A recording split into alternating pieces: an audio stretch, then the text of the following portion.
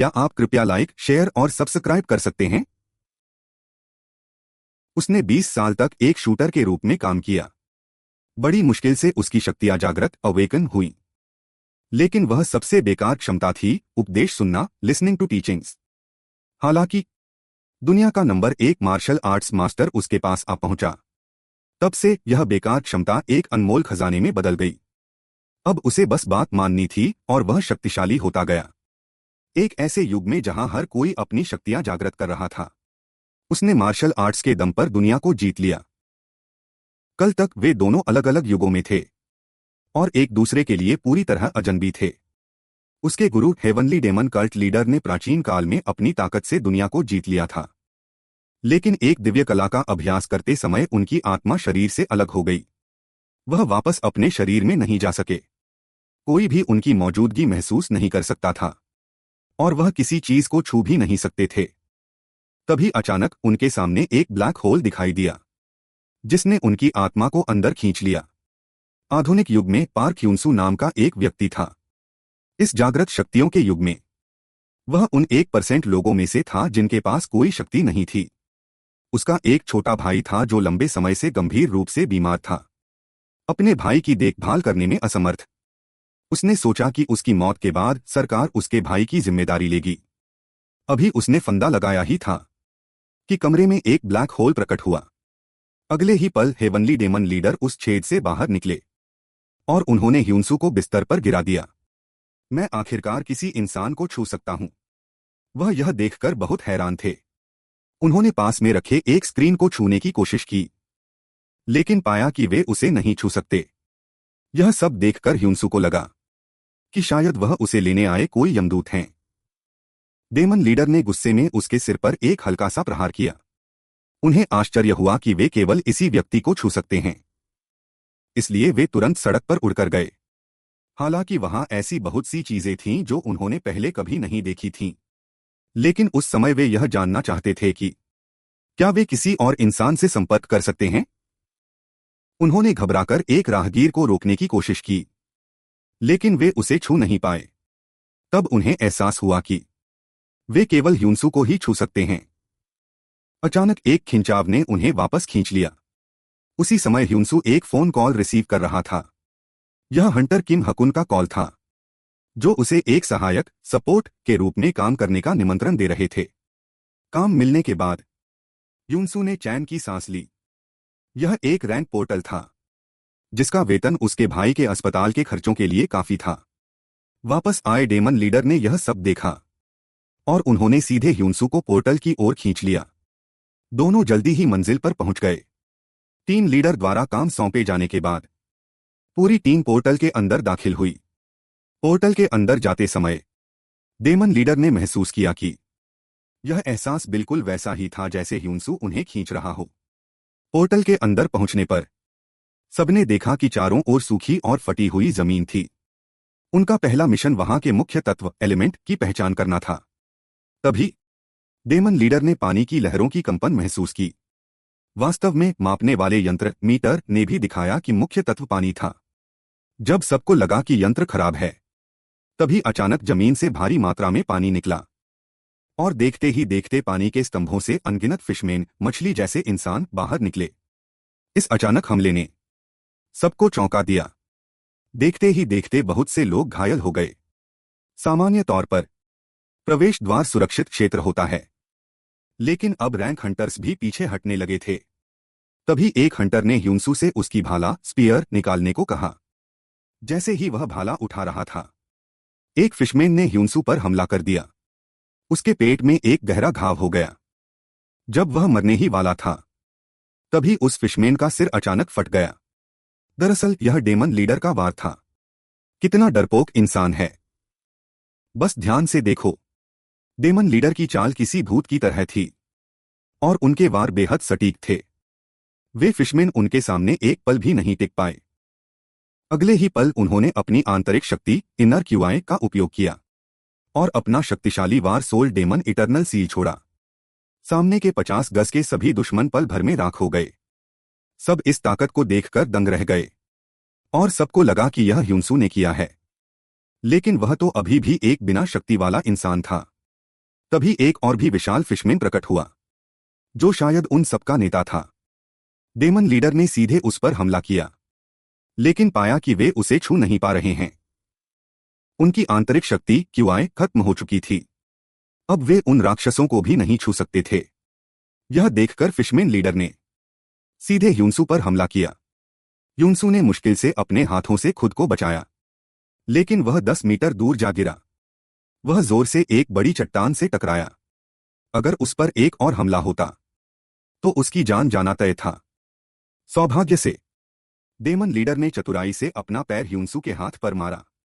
संतुलन बिगड़ने के कारण वह उस मुक्के से बच गया, लेकिन जल्द ही फिशमैन ने एक लात मारी। डेमन लीडर ने तुरंत ह्यूनसू को धक्का देकर दूर किया और उसे निर्देश दिया, उसकी शरीर की बनावट को ध्यान से देखो। भले ही वह मांसपेशियों से भरा दिख रहा हो, लेकिन उसके कमजोर पैरों की उभरी हुई हड्डियां, क्या तुम्हें नहीं लगता कि वे बहुत नाजुक हैं? खासकर उसकी कॉलरबोन। अगले ही पल उन्होंने ह्यूनसू को जोर से धक्का दिया। जाओ और उसे तोड़ दो। लेकिन ह्यूनसू, जिसने कभी लड़ाई नहीं की थी, उस राक्षस के सामने खड़ा होकर घबरा गया। डेमन लीडर ने उसे बताया, करीब की लड़ाई में कोहनी एल्बो सबसे शक्तिशाली होती है। अपनी कोहनी से उसे चकनाचूर कर दो। सामने देखो। मौत के डर से ह्यूनसू ने हिम्मत जुटाई और हमला किया। फिशमैन की लापरवाही के कारण ह्यूनसू का एक मुक्का उसकी ठुड्डी पर लगा। वह लड़खड़ाकर पीछे हटा। ह्यूनसू ने मौका पाकर अपनी कोहनी उसकी कॉलरबोन पर दे मारी। वह राक्षस जमीन पर गिर पड़ा। ह्यूनसू ने हंटर का भाला उठाया और एक आखिरी वार करके उसे खत्म कर दिया। अगले ही पल ह्यूनसू के चारों ओर एक रोशनी चमक उठी। इसी क्षण उसकी शक्तियां जागृत हुईं। उसकी आंखों के सामने एक स्किल आई। इनहेरेंट एबिलिटी जागृत हुई। उपदेश सुनना, लिसनिंग टू टीचिंग्स। ह्यूनसू सन्न रह गया। यह कैसी बेकार शक्ति है? ह्यूनसू के जागृत होते ही लड़ाई आखिरकार खत्म हुई, लेकिन टीम को भारी कीमत चुकानी पड़ी। इसलिए उन्होंने पीछे हटने का फैसला किया और उस कालकोठरी डंजियन को जीतना छोड़ दिया। लेकिन ह्यूनसू अच्छी तरह जानता था कि वह मौत के मुंह से केवल इसलिए बच पाया क्योंकि हेवनली डेमन लीडर उसके साथ थे। जल्द ही सभी लोग कालकोठरी डंजियन से बाहर निकल आए। मृतकों के लिए एक संक्षिप्त शोक सभा रखी गई। फिर उन्होंने अपना सामान समेटा और शहर वापस जाने की तैयारी की। ह्यूनसू अपना सामान समेट रहा था, तभी कुख्यात चोई चुंगसंग झगड़ा करने आया। वह सपोर्टर्स ऑक्सिलरीज को परेशान करने के लिए जाना जाता था। जैसे ही उसने ह्यूनसू को थप्पड़ मारने के लिए हाथ उठाया, लिसनिंग चर्च कौशल ने उसे एक कदम पीछे हटने का निर्देश दिया। ह्यूनसू ने आसानी से उस वार से खुद को बचा लिया और साथ ही उसे हमले की शक्ति में 15% की वृद्धि मिली। अगले ही पल चोई चुंगसंग ने फिर से ह्यूनसू पर हमला किया। स्वर्गीय दानव पंथ के नेता हेवनली डीमन मास्टर ने लिसनिंग चर्च की मदद ली और ज़ुओफूहू के राइट पुश कौशल की छाप ह्यूनसू पर अंकित कर दी। उस पल ऐसा लगा जैसे समय रुक गया हो। वह कौशल सीधे ह्यूनसू के दिमाग में समा गया। अचानक उसने ज़ुओफूहू की तकनीक का उपयोग करते हुए चोई चुंगसंग के दाहिने कंधे को पकड़ा। उसने अपना शरीर संतुलित किया और पूरी शक्ति जुटाई और एक जोरदार प्रहार से चोई चुंगसंग को दूर फेंक दिया। एक ही वार में उसने एक B grade B rank hunter को हरा दिया। सभी लोग दंग रह गए। यह सब देख रहे किम हाकसंग ने ह्यूनसू से कहा कि वह बाद में एसोसिएशन जाकर अपना रैंक टेस्ट करवाए। उन्होंने कहा कि वह वहां सब ठीक कर देंगे। सबके जाने के बाद ह्यूनसू अचानक घुटनों के बल गिर गया और शिष्य बनने की विनती की। इस अनुभव ने उसे गहराई से एहसास कराया कि यह रहस्यमय बूढ़ा आदमी वास्तव में एक महान गुरु है। लेकिन स्वर्गीय दानव पंथ के नेता ने मना कर दिया। ह्यूनसू ने चतुराई से काम लिया। उसने कहा कि यदि वह मर गया तो शायद गुरु के पास वापस जाने का कोई रास्ता नहीं बचेगा। गुरु ने सोचा कि यह बात सही है। ह्यूनसू के कमजोर शरीर को देखते हुए हो सकता है कि अगली बार कालकोठरी में वह मारा जाए। इसलिए उन्होंने सहमति दे दी, लेकिन शर्त यह थी कि उसे 9 बार सजदा नॉकआउटोस करना होगा। इसलिए सभी ने देखा कि ह्यूनसू हवा में किसी अदृश्य शक्ति के सामने गंभीरता से 9 बार सिर झुकाकर प्रणाम कर रहा है।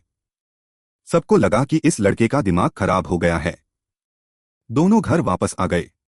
गुरु ने देखा कि दीवार पर लगा वह हिस्सा जिसे ह्यूनसू ने उस ब्लैक होल को बंद करने के लिए इस्तेमाल किया था। गुरु ने उसे खींचकर अंदर देखा और पाया कि अंदर एक विशाल और खाली जगह है, जो अभ्यास कल्टीवेशन के लिए बिल्कुल सही थी। इसलिए उन्होंने ह्यूनसू को पालथी मारकर बैठने और ध्यान लगाने को कहा। शरीर के भीतर की ची ट्रू क्यूआई को सक्रिय करने के लिए उन्होंने ह्यूनसू की बंद नाड़ियों मेरिडियंस और 8 असाधारण चैनलों को खोलने में मदद की। मार्शल आर्ट्स में महारत हासिल करने के लिए सबसे पहले रक्त प्रवाह और ऊर्जा का मार्ग साफ करना आवश्यक है, और यह प्रक्रिया बहुत दर्दनाक होती है।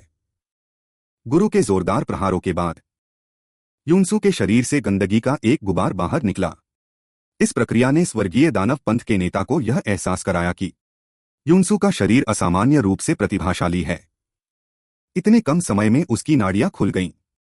वह मन ही मन सोचने लगे कि वह जन्मजात मार्शल आर्ट्स का प्रतिभाशाली है, लेकिन दुर्भाग्य से वह ऐसे युग में पैदा हुआ जहां मार्शल आर्ट्स नहीं है। नाड़ियों की सफाई के बाद ह्यूनसू को अपना शरीर बहुत हल्का महसूस हुआ। उसने आजमाने के लिए एक छोटी सी छलांग लगाई, लेकिन वह सीधा छत से जा टकराया। दरअसल नाड़ियों को खोलने के साथ साथ गुरु ने उसके अंदर अपनी आंतरिक शक्ति इंटरनल एनर्जी भी प्रवाहित की थी, जिससे उसके भीतर स्वर्गीय दानव दिव्यकला हेवनली डीमन डिवाइन आर्ट का बीज बो दिया गया।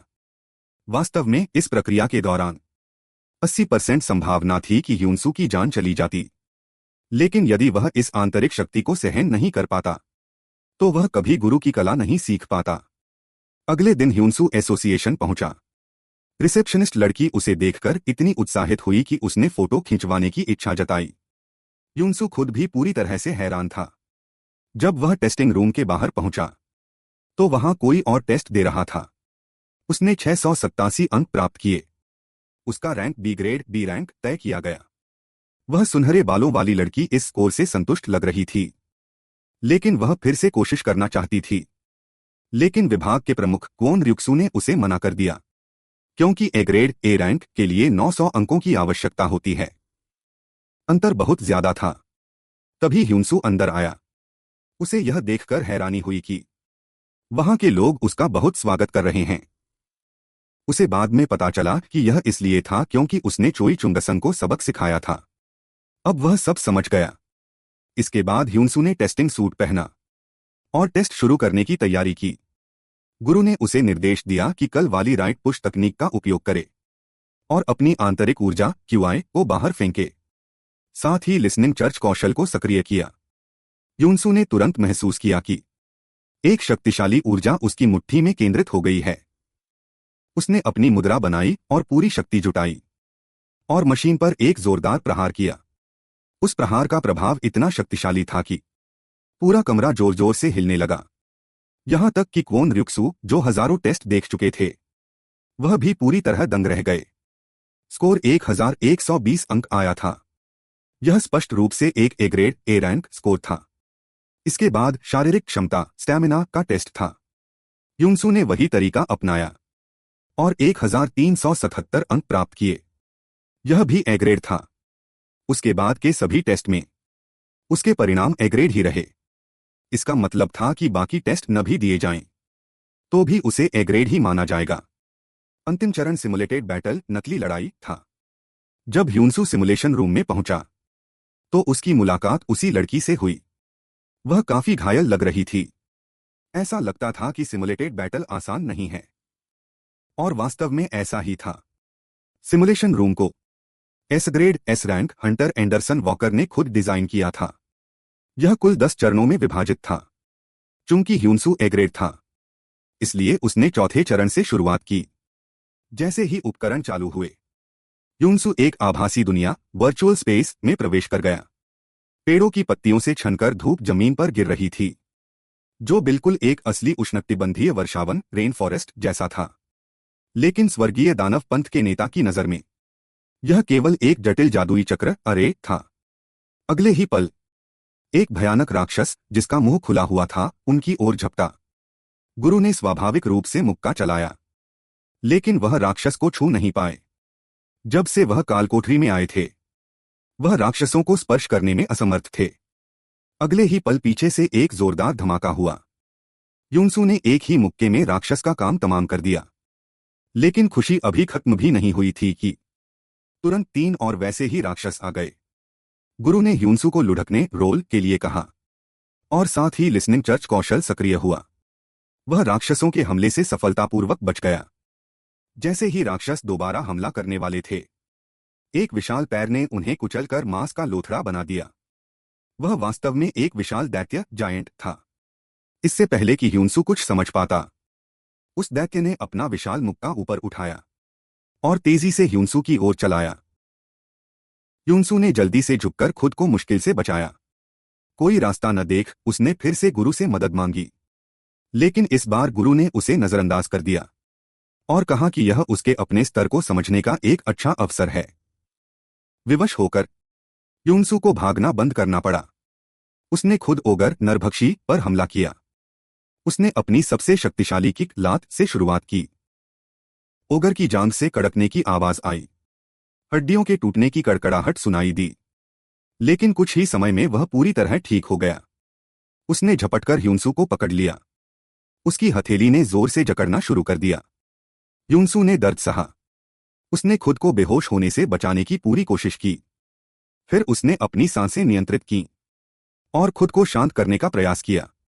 अंततः उसने उस हेवनली डेमन इनर पावर, स्वर्गीय दानव आंतरिक शक्ति को महसूस किया जो उसके गुरु ने उसे दी थी।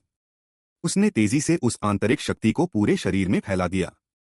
पलक झपकते ही एक शक्तिशाली ऊर्जा का विस्फोट हुआ, जिसने सीधे ओगर की दोनों भुजाओं को चकनाचूर कर दिया। वह तुरंत उछलकर ओगर के सिर के ऊपर पहुंच गया और एक जोरदार घुटने का प्रहार नी स्ट्राइक किया। ओगर का सिर फट गया। वह धड़ाम से जमीन पर गिर पड़ा। इस तरह चौथा चरण सफलतापूर्वक पूरा हुआ। सेक्शन चीफ क्वान ने पहली बार देखा था कि किसी ने सिमुलेटेड मॉन्स्टर को इस तरह हराकर लेवल पार किया है। तभी एक महिला वहां आई। वह एसोसिएशन की ए रैंक सदस्य डॉन थी। उसे एसोसिएशन ने ह्यूनसू को अपनी ओर आकर्षित करने के लिए भेजा था। इतनी मुश्किल से एक ए रैंक सदस्य मिला था। वे नहीं चाहते थे कि उसे कोई गिल्ड छीन ले। इसके बाद ह्यूनसू 5वें चरण में दाखिल हुआ। वह एक अत्यंत ठंडी जगह थी। अचानक सामने से एक लड़की दौड़ती हुई आई। वह घबराई हुई दिख रही थी। वह लगातार मदद के लिए चिल्ला रही थी। वह झपटकर ह्यूनसू की बाहों में आ गई। ह्यूनसू अभी इस अचानक मिली खुशी से संभला भी नहीं था कि तभी वह लड़की एक राक्षस में बदल गई और पल भर में उसकी गर्दन दबोच ली। तब उसे एहसास हुआ कि 5वें चरण का राक्षस एक वैम्पायर पिशाच है।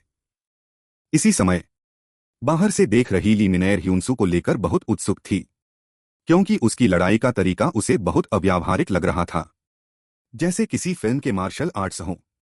लेकिन फिर भी वह आश्चर्यजनक रूप से प्रभावी था। उसी समय वर्चुअल स्पेस के अंदर ह्यूनसू ने 5वें चरण के बॉस को हरा दिया, लेकिन अगले 6ठे चरण में वह असफल रहा। फिर भी इस रिकॉर्ड से सेक्शन चीफ क्वान बहुत संतुष्ट थे, क्योंकि वह 6ठे चरण तक पहुंचने वाला पहला व्यक्ति था। इसके बाद चीफ क्वान ने उसकी पंजीकरण प्रक्रिया पूरी की और उसे लिफ्ट के पास छोड़ दिया। ये मिनेर पहले से ही अंदर इंतजार कर रही थी। उसने ह्यूनसू को मीटिंग रूम में आमंत्रित किया और उसके सामने एक कॉन्ट्रैक्ट अनुबंध रखा, एक निश्चित वेतन देखकर और साथ ही अभियान भत्ता एक्सपेडिशन अलाउंस देखकर। उसने सोचा कि अतीत में जब वह एक सपोर्टर था, तब उसे लोगों को जमानत राशि देनी पड़ती थी। वह इतना उत्साहित था कि तुरंत हस्ताक्षर करने वाला था, लेकिन तभी उसके गुरु ने उसे समय पर रोक लिया। कॉन्ट्रैक्ट बिना सोचे समझे साइन नहीं करना चाहिए। जो शर्तें माननी चाहिए उन्हें पहले रखना चाहिए। जब वह शर्तें रख रहा था और ली मिनेर अभी भी सोच ही रही थी, तभी अचानक दरवाजा लात मारकर खोला गया। एक लाल बालों वाली आकर्षक लड़की अंदर आई। ह्यूनसू ने उसे पहचान लिया। वह देश की सबसे शक्तिशाली गिल्ड रेडस्टोन गिल्ड की शिया यूले थी। वह खुद एक एस रैंक हंटर थी और गिल्ड की लीडर भी थी। अंदर आते ही उसने घोषणा की कि एसोसिएशन चाहे जो भी शर्तें दे, वह उससे कहीं बेहतर शर्तें देगी। गुरु ने भी महसूस किया कि वह बहुत शक्तिशाली है, कम से कम जब से वह इस दुनिया में आया है। वह अब तक का सबसे शक्तिशाली व्यक्ति था जिसे उसने देखा था। लेकिन ह्यूनसू ने तुरंत कोई निर्णय नहीं लिया। वह खड़ा हुआ और झुककर अभिवादन किया, अपना संपर्क विवरण कॉन्टैक्ट इन्फो छोड़ा और वहां से चला गया। इसी बीच इजुसान पोर्टल पर एक भीषण युद्ध चल रहा था। इस टीम को मिली जानकारी गलत थी। कहा गया था कि बस पानी पार करना है, लेकिन यहां तो एक विशाल महासागर था। इस वजह से टीम अपनी संख्या से कहीं ज्यादा राक्षसों के हमले में फंस गई। मजबूरन कैप्टन ने सभी को पीछे हटने का आदेश दिया और खुद वहीं रुक गए। पीछे रहकर कवर देने के लिए उन्होंने उस विशेष क्षमता का उपयोग किया जिसे वे केवल गंभीर संकट के समय इस्तेमाल करते थे। क्लोन तकनीक, कॉपी क्लोन आर्ट। इसकी समय सीमा केवल 10 मिनट थी।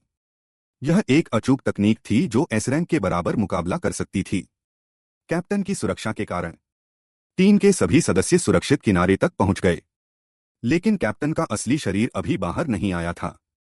सब चिंता कर रहे थे, तभी अंततः उनकी आकृति दिखी। लेकिन अगले ही पल समुद्र की गहराई से एक ड्रैगन जियाओलोंग निकला और एक ही वार में कैप्टन के शरीर का ऊपरी हिस्सा चीर दिया।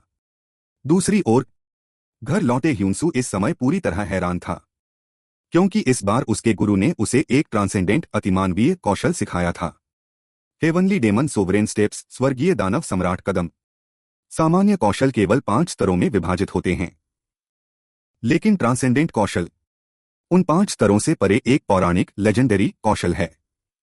यह पैरों की चाल, फुटवर्क का एक सेट था, और फुटवर्क मार्शल आर्ट्स सीखने की सबसे बुनियादी शर्त है। गुरु ने पहले उसे एक बार करके दिखाया। सबसे पहले था हेवनली डेमन जीरो स्टेप। नृत्य के पहले कदम हेवनली डेमन का प्रकटीकरण, टियानमो चूडू। तभी लिसनिंग चर्च सक्रिय हुआ और ह्यूंसू को पहले कदम को समझने में मदद करने लगा। चूंकि यह पहला कदम था, इसलिए चाल हल्की और सहज होनी चाहिए थी। यही हेवनली डेमन का प्रकटीकरण था और यही बाकी फुटवर्क का आधार था। कौशल का स्तर बहुत ऊंचा होने के कारण पहले कदम की समझ केवल 38% तक पहुंची। गुरु ने उसे जल्दबाजी न करने को कहा और पहले दूसरे कदम पर ध्यान केंद्रित करने को कहा। हेवनली डेमन फ्लाइट, जैसे आकाश में उड़ना हो। हवा का सहारा लेकर दुश्मन के लिए ब्लाइंड स्पॉट, अंधा मोड़ बनाना और अपने खुद के ब्लाइंड स्पॉट को खत्म करना। इस बार कठिनाई और अधिक थी। ह्यूंसू की समझ केवल 31% तक पहुंची।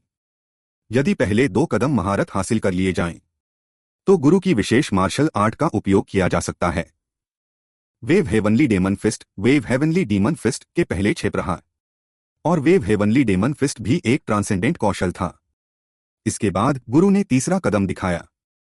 हालांकि ह्यूंसू इस कदम को बिल्कुल भी नहीं समझ पाया।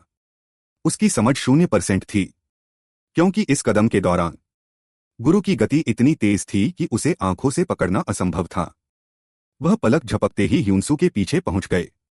यही था तीसरा कदम, हेवनली डेमन सोल चेज, आत्मा का पीछा करना। फिर आया चौथा कदम, हेवनली डेमन सोल डिटैचमेंट, आत्मा का अलग होना। सोल डिटैचमेंट के 2 अर्थ थे। पहला, अपनी आत्मा को शरीर से अलग करना। दूसरा, विरोधी की आत्मा को शरीर से बाहर निकालना। यह जवाबी हमले के लिए उपयुक्त था। तीसरे और चौथे कदम में महारत हासिल करने पर वेव हेवनली डेमन फिस्ट के अंतिम 5 प्रहारों का उपयोग किया जा सकता था और हेवनली डेमन सोवरेन स्टेप्स का 5वां और अंतिम कदम था। हेवनली डेमन सोवरेन, स्वर्गीय दानव का राज्याभिषेक आगमन। CH ला IUKINCBNHC चियू CUI Kang CFA थियानमा QUYN नोई कैच खाक गेसी की HCC थियानमा क्वान लैम CNG को के HNNG खोंग THSDNG चियू CUI Kang CFA थियानमा QUYN कौन STTIP थियो CNG ला कौन CUI कंग थियानमा क्वान लैम CHCNDM चन MTCAI MTTBLT टंग HIN2 CNG 6TH मा NGA MTBLN KHINVNBT ट्रेन TH ज्ञान UQUDI चंग व NG ट्रेन TTCBNH चिन्ह ला थियानमा क्वान लैम TRSHIPHITHSN लुक ने अंग TCHCCUCHPKHNCP VNHIN VCNGDCHCHUYN नुईस डू थॉन्ग टिन साई LCHDNNTNTHTNNGN खोया THMNH व खोया CHINUXY रा ट्रैंग CAI GT लुक ने ली मियर NGTLIH। उसने रेड लायन गिल्ड के साथ हाथ मिलाने का विचार रखा, लेकिन उन पुराने जिद्दी लोगों ने इसे ठुकरा दिया। इन लोगों के लिए जो पोर्टल के अंदर तक नहीं गए और केवल ऑफिस में बैठकर हुक्म चलाना जानते हैं, वे बेकार हैं। ली इस स्थिति से बहुत निराश था। इसी बीच युनसु अभी बेहोशी से जागा था। दरअसल जब उसके गुरु heavenly demon descent, heavenly demons descent का प्रदर्शन कर रहे थे, तब वह उसके झटके से बेहोश हो गया था। अच्छा हुआ कि गुरु ने अपनी पूरी शक्ति का उपयोग नहीं किया, अन्यथा वह वहीं खून की उल्टी करके मर जाता। वह अभी हेवनली डेमन डिसेंट का अभ्यास नहीं कर सकता। इसके लिए कम से कम 120 वर्षों, 2 जियाजी की आंतरिक शक्ति की आवश्यकता है। कुछ समय बाद शहर में अचानक भारी मात्रा में समुद्र का पानी घुस आया। मछलीमान वो फिशमैन के झुंड ने शहर पर हमला कर दिया और देखते ही देखते पूरा इलाका एक विशाल समुद्र में बदल गया। दर्जनों लोग दुर्भाग्य से पानी में डूब गए और उसमें तैर रहे थे। हालांकि सबसे भयानक बात यह थी कि कुछ मछलीमानव पानी से बाहर निकले और इंसानों पर हमला करने लगे। अगर किम डेसन इसे देखता तो वह निश्चित रूप से इन राक्षसों को पहचान लेता। ये वही मछलीमानव थे जिनसे उसका सामना कांगडोंग पर्वत के पोर्टल में हुआ था। केवल एक ही झटके में कई लोग मछलीमानवों के त्रिशूलों, हारपून्स का शिकार होकर मारे गए। तभी एक जादुई मंत्र के उच्चारण के साथ एक चुड़ैल विच पानी के स्तंभ पर सवार होकर आसमान में उठी। जैसे ही चुड़ैल ने मंत्र पूरा किया, एक जोरदार कंपन महसूस हुआ। उसके तुरंत बाद एक विशालकाय आकृति पानी के अंदर से उभरने लगी। जब वह राक्षस पास आया, तब पता चला कि वह एक विशालकाय मगरमच्छ क्रोकोडाइल था। बदलावों की इस डरावनी श्रृंखला ने सोंगई को बुरी तरह डरा दिया था। इंसानों का बेरहमी से कत्ल करने वाले वे पंजे मछलीमानवों के सिरों को भी आसानी से उड़ा सकते थे। 5 मिनट पहले हंटर एसोसिएशन को नागरिकों पर राक्षसों के हमले की चेतावनी मिली थी। सभी दिशाओं से मिली जानकारी को इकट्ठा करने के बाद ली जिया ने तुरंत आपातकालीन योजना शुरू की और बचाव के लिए हंटर्स को भेजा। बियोनगैन गिल्ड के अध्यक्ष चोई ह्यून को ली जिया ने बचाव कार्य में मदद के लिए आमंत्रित किया था। सुरक्षा सुनिश्चित करने के लिए ली जिया ने जल्दी से रेड लायन गिल्ड की अध्यक्ष लॉरा को ढूंढा। स्थिति जानने के बाद लॉरा गुस्से से आग बबूला हो गई और तुरंत एक उड़ते बादल की तरह घटनास्थल की ओर बढ़ी। दूसरी ओर किम डेसन और डीमन लॉर्ड ने अपनी साधना पूरी की। वे दीवार के काले छेद ब्लैक होल से अंतरिक्ष के रास्ते बाहर निकले। पेट फिर से खाली था। जल्दी करो, अपने गुरु के लिए उस रामेन नाम के भोजन का एक बर्तन पकाओ। साथ ही मेज पर रखे उस काले बॉक्स को खोलो। मुझे तुम्हारी इस दुनिया के बारे में जानना है। लाचार किम डेसन ने वैसा ही किया। उसने टीवी चालू किया। उस समय टीवी पर ठीक वही खबर चल रही थी जहां मछलीमानव इंसानों पर हमला कर रहे थे। समाचार रिपोर्ट के अनुसार घटना उसी इलाके में हो रही थी जहां सोंगई काम करती थी। यह जानकर किम डेसन गंभीर हो गया। अगले ही पल वह लोगों को बचाने के लिए कमरे से बाहर भागा। साथ ही उसका दिमाग तेजी से गणना कर रहा था ताकि वह सबसे तेज रास्ता खोज सके। सामने खड़ी ऊंची इमारतों को देखते हुए और सड़क पर चलती कारों को देखकर उसे लगा कि इस समय हेवनली डीमन वाइंड चेसिंग का उपयोग करना ही सबसे तेज होगा। सीधे उड़कर जाना ही सबसे तेज तरीका था।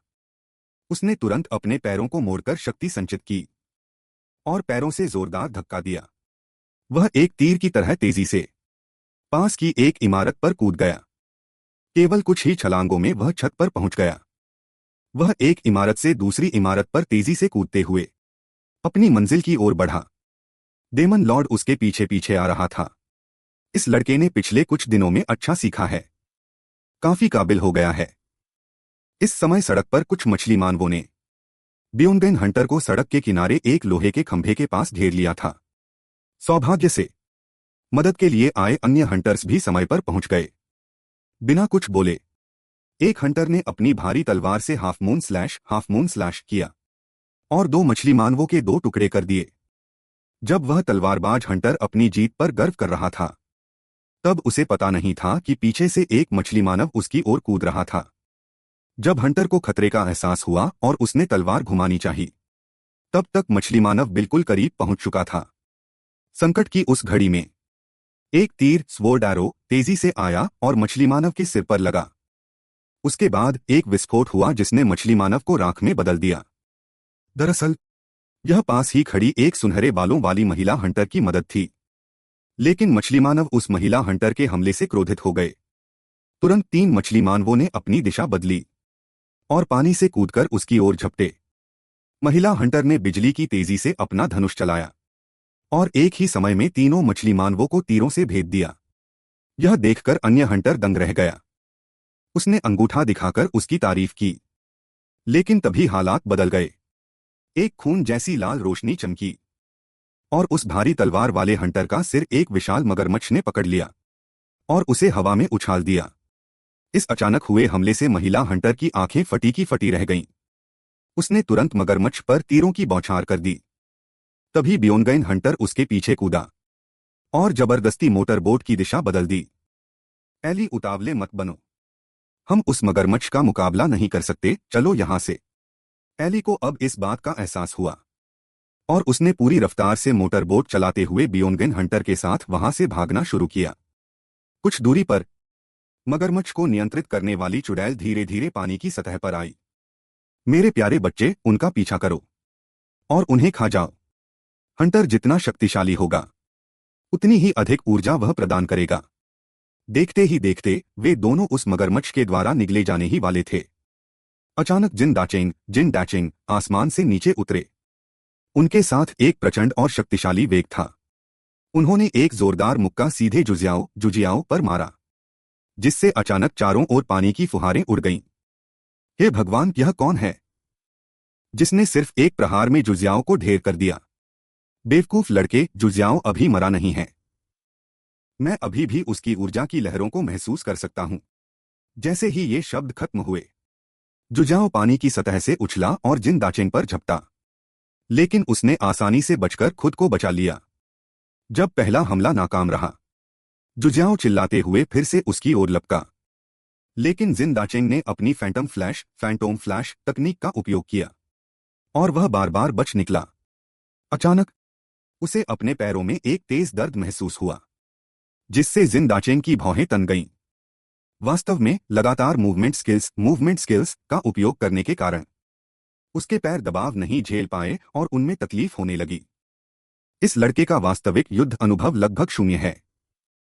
इसे बस अपनी ताकत दिखाने की आदत है।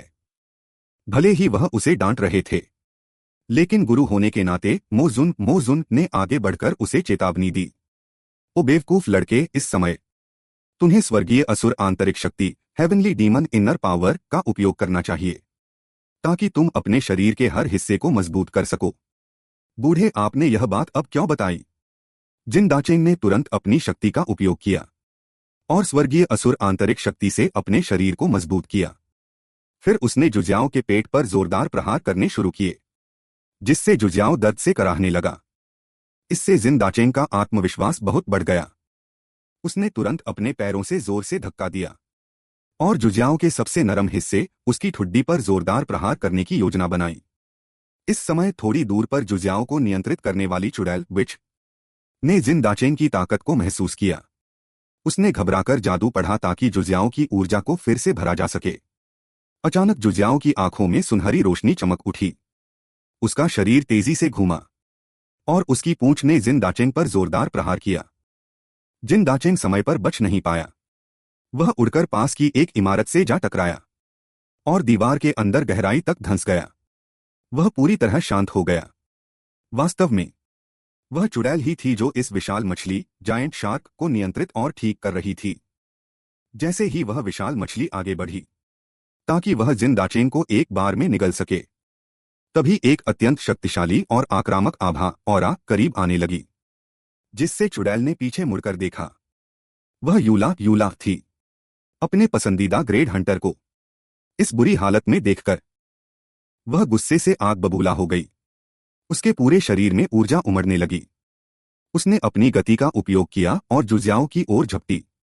इसी बीच मोजुन ने बेहोश जिन दाचेंग को उठाया और वहां से तेजी से निकल गए, जिसे उन्होंने रणनीतिक वापसी स्ट्रैटेजिक रिट्रीट का नाम दिया। दूसरी ओर सोंग यी को मछली मानवो फिशमैन ने घेर लिया था। वह जीवन और मृत्यु के संकट में था। वह बेबस होकर मदद के लिए चिल्ला रहा था। ठीक उसी समय उसे घेरने वाले दो मछली मानवों में से एक का दिल आर पार हो गया और दूसरे के सिर पर एक विस्फोटक प्रहार हुआ। वास्तव में बाओरेन और एली ने उसे बचाया था। फिर एली सोंग यी को एक सुरक्षित स्थान पर ले गई, जबकि बाओरेन अन्य बचे हुए लोगों को बचाने के लिए इलाके में गहराई तक गया। कुछ समय बाद जिन दाचेंग एक इमारत में जागा। मो जुन ने उसे बेहोशी के दौरान हुई सभी बातों के बारे में बताया और कहा कि उसका प्रदर्शन बहुत अच्छा था। इसके अलावा अब वह गंभीर रूप से घायल था, इसलिए अब और लड़ना सही नहीं था। लेकिन जो बात चौंकाने वाली थी वह यह कि जिन दाचेंग ने लड़ने की जिद की। उसका मानना था कि वह विशाल मछली उसका शिकार है और वह किसी और को उस पर कब्जा करने नहीं दे सकता। हर लड़ाई से पहले वह अपने जूते उतार देता था।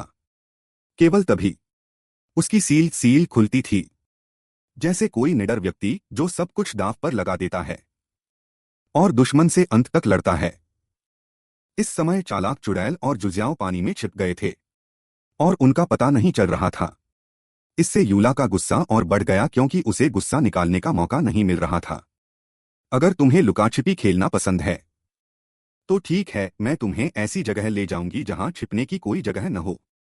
फिर उसने हवा में एक चक्कर लगाया, 360 डिग्री का एक कठिन मूव किया और पानी में कूदी। उसने अपनी पूरी शक्ति झोंक दी। अचानक दर्जनों मीटर ऊंची आग की लपटें फूट पड़ी। यूला के केंद्र बिंदु से 20 मीटर के दायरे में सारा पानी तुरंत भाप बनकर उड़ गया। जुजियाओं की आकृति। नन्हे कीड़े, देखना, मैं तुम्हें एक ही झटके में भून दूंगी। एक मुक्के से उसने जुजियाओं को इमारत के अंदर पटक दिया। इतनी भयानक ताकत देखकर अंधेरे में छिपी चुड़ैल का दिल दहल गया। उसे लगा जैसे उसका सामना किसी काल डेस्टिन्ड एनिमी से हो गया है। इसके बावजूद उसने अपने हाथ नहीं रोके।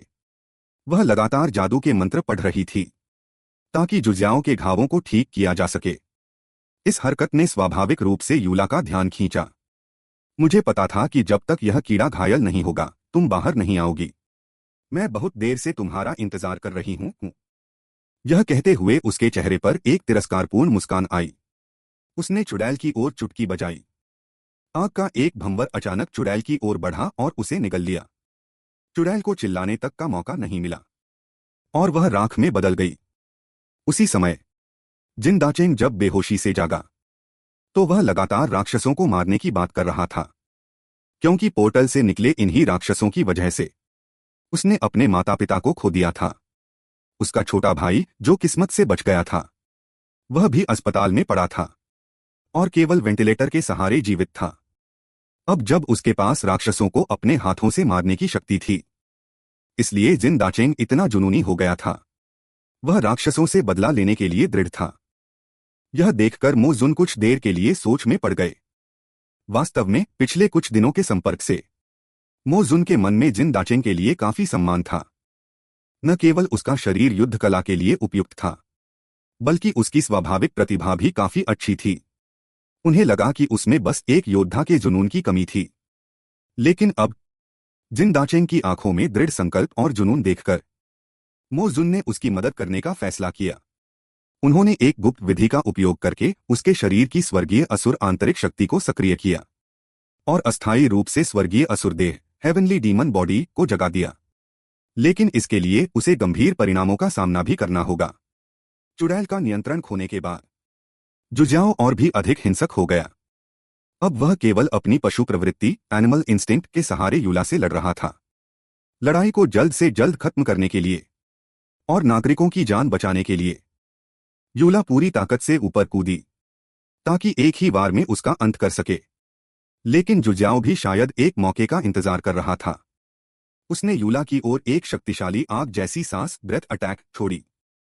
हवा में होने के कारण यूला के पास बचने का कोई रास्ता नहीं था। उसे उस प्रहार को झेलना पड़ा और वह जोरदार तरीके से दीवार से जा टकराई। फिर वह वापस पानी में गिर गया। ऐसा लगा जैसे वह बेहोश हो गया हो और गहराई में डूब गया हो। तभी अचानक एक हेलीकॉप्टर ऊपर से गुजरा। हेलीकॉप्टर का क्रू लगातार यूरा को पुकार रहा था कि आसपास के इलाकों के सभी लोगों को सुरक्षित निकाल लिया गया है। अगले ही पल उस संदेश के बाद यूरा ने उत्तेजना के साथ अपनी आंखें खोली। आखिरकार अब मैं बिना किसी डर के तबाही मचा सकता हूं। अगर मैं हंटर की ताकत नहीं दिखाऊंगा तो तुम छोटे कीड़े मुझे बहुत कम समझ रहे हो। एक ही प्रहार में उसने आसपास की सभी इमारतों को नष्ट कर दिया।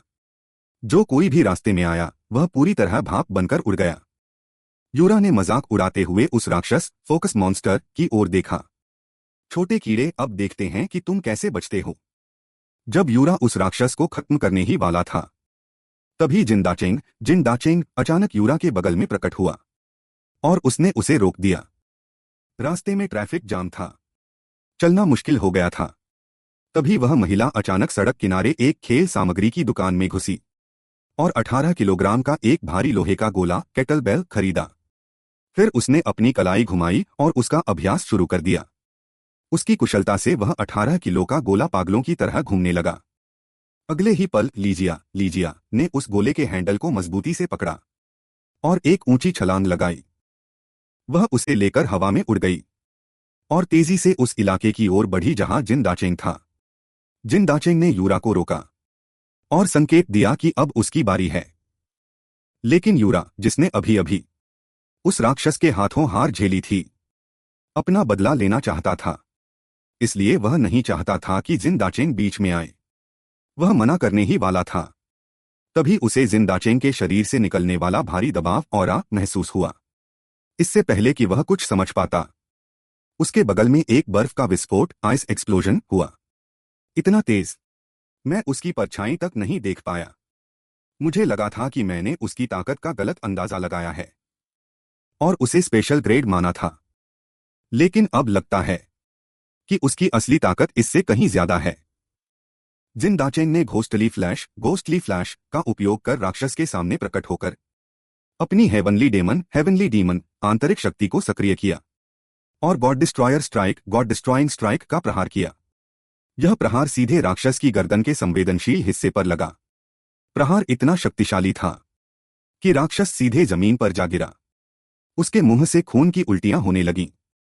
हालांकि मैंने उसकी नसों मेरिडियंस को दबा दिया है, फिर भी वह हेवनली डेमन शक्ति का 60% उपयोग कर पा रहा है। वाकई यह मार्शल आर्ट्स का एक अद्भुत प्रतिभाशाली जीव है। इतनी भारी चोट लगने के बाद राक्षस और अधिक लड़ने की हिम्मत नहीं कर सका और घबराकर मलबे की ओर भागने लगा। जिन दाचेंग उसे इतनी आसानी से कैसे भागने देता। उसकी आकृति हवा में एक पल के लिए गायब हुई और अगले ही पल वह राक्षस के सामने था। उसने उसे रोका और अपनी हथेलियों की मुद्रा बदली।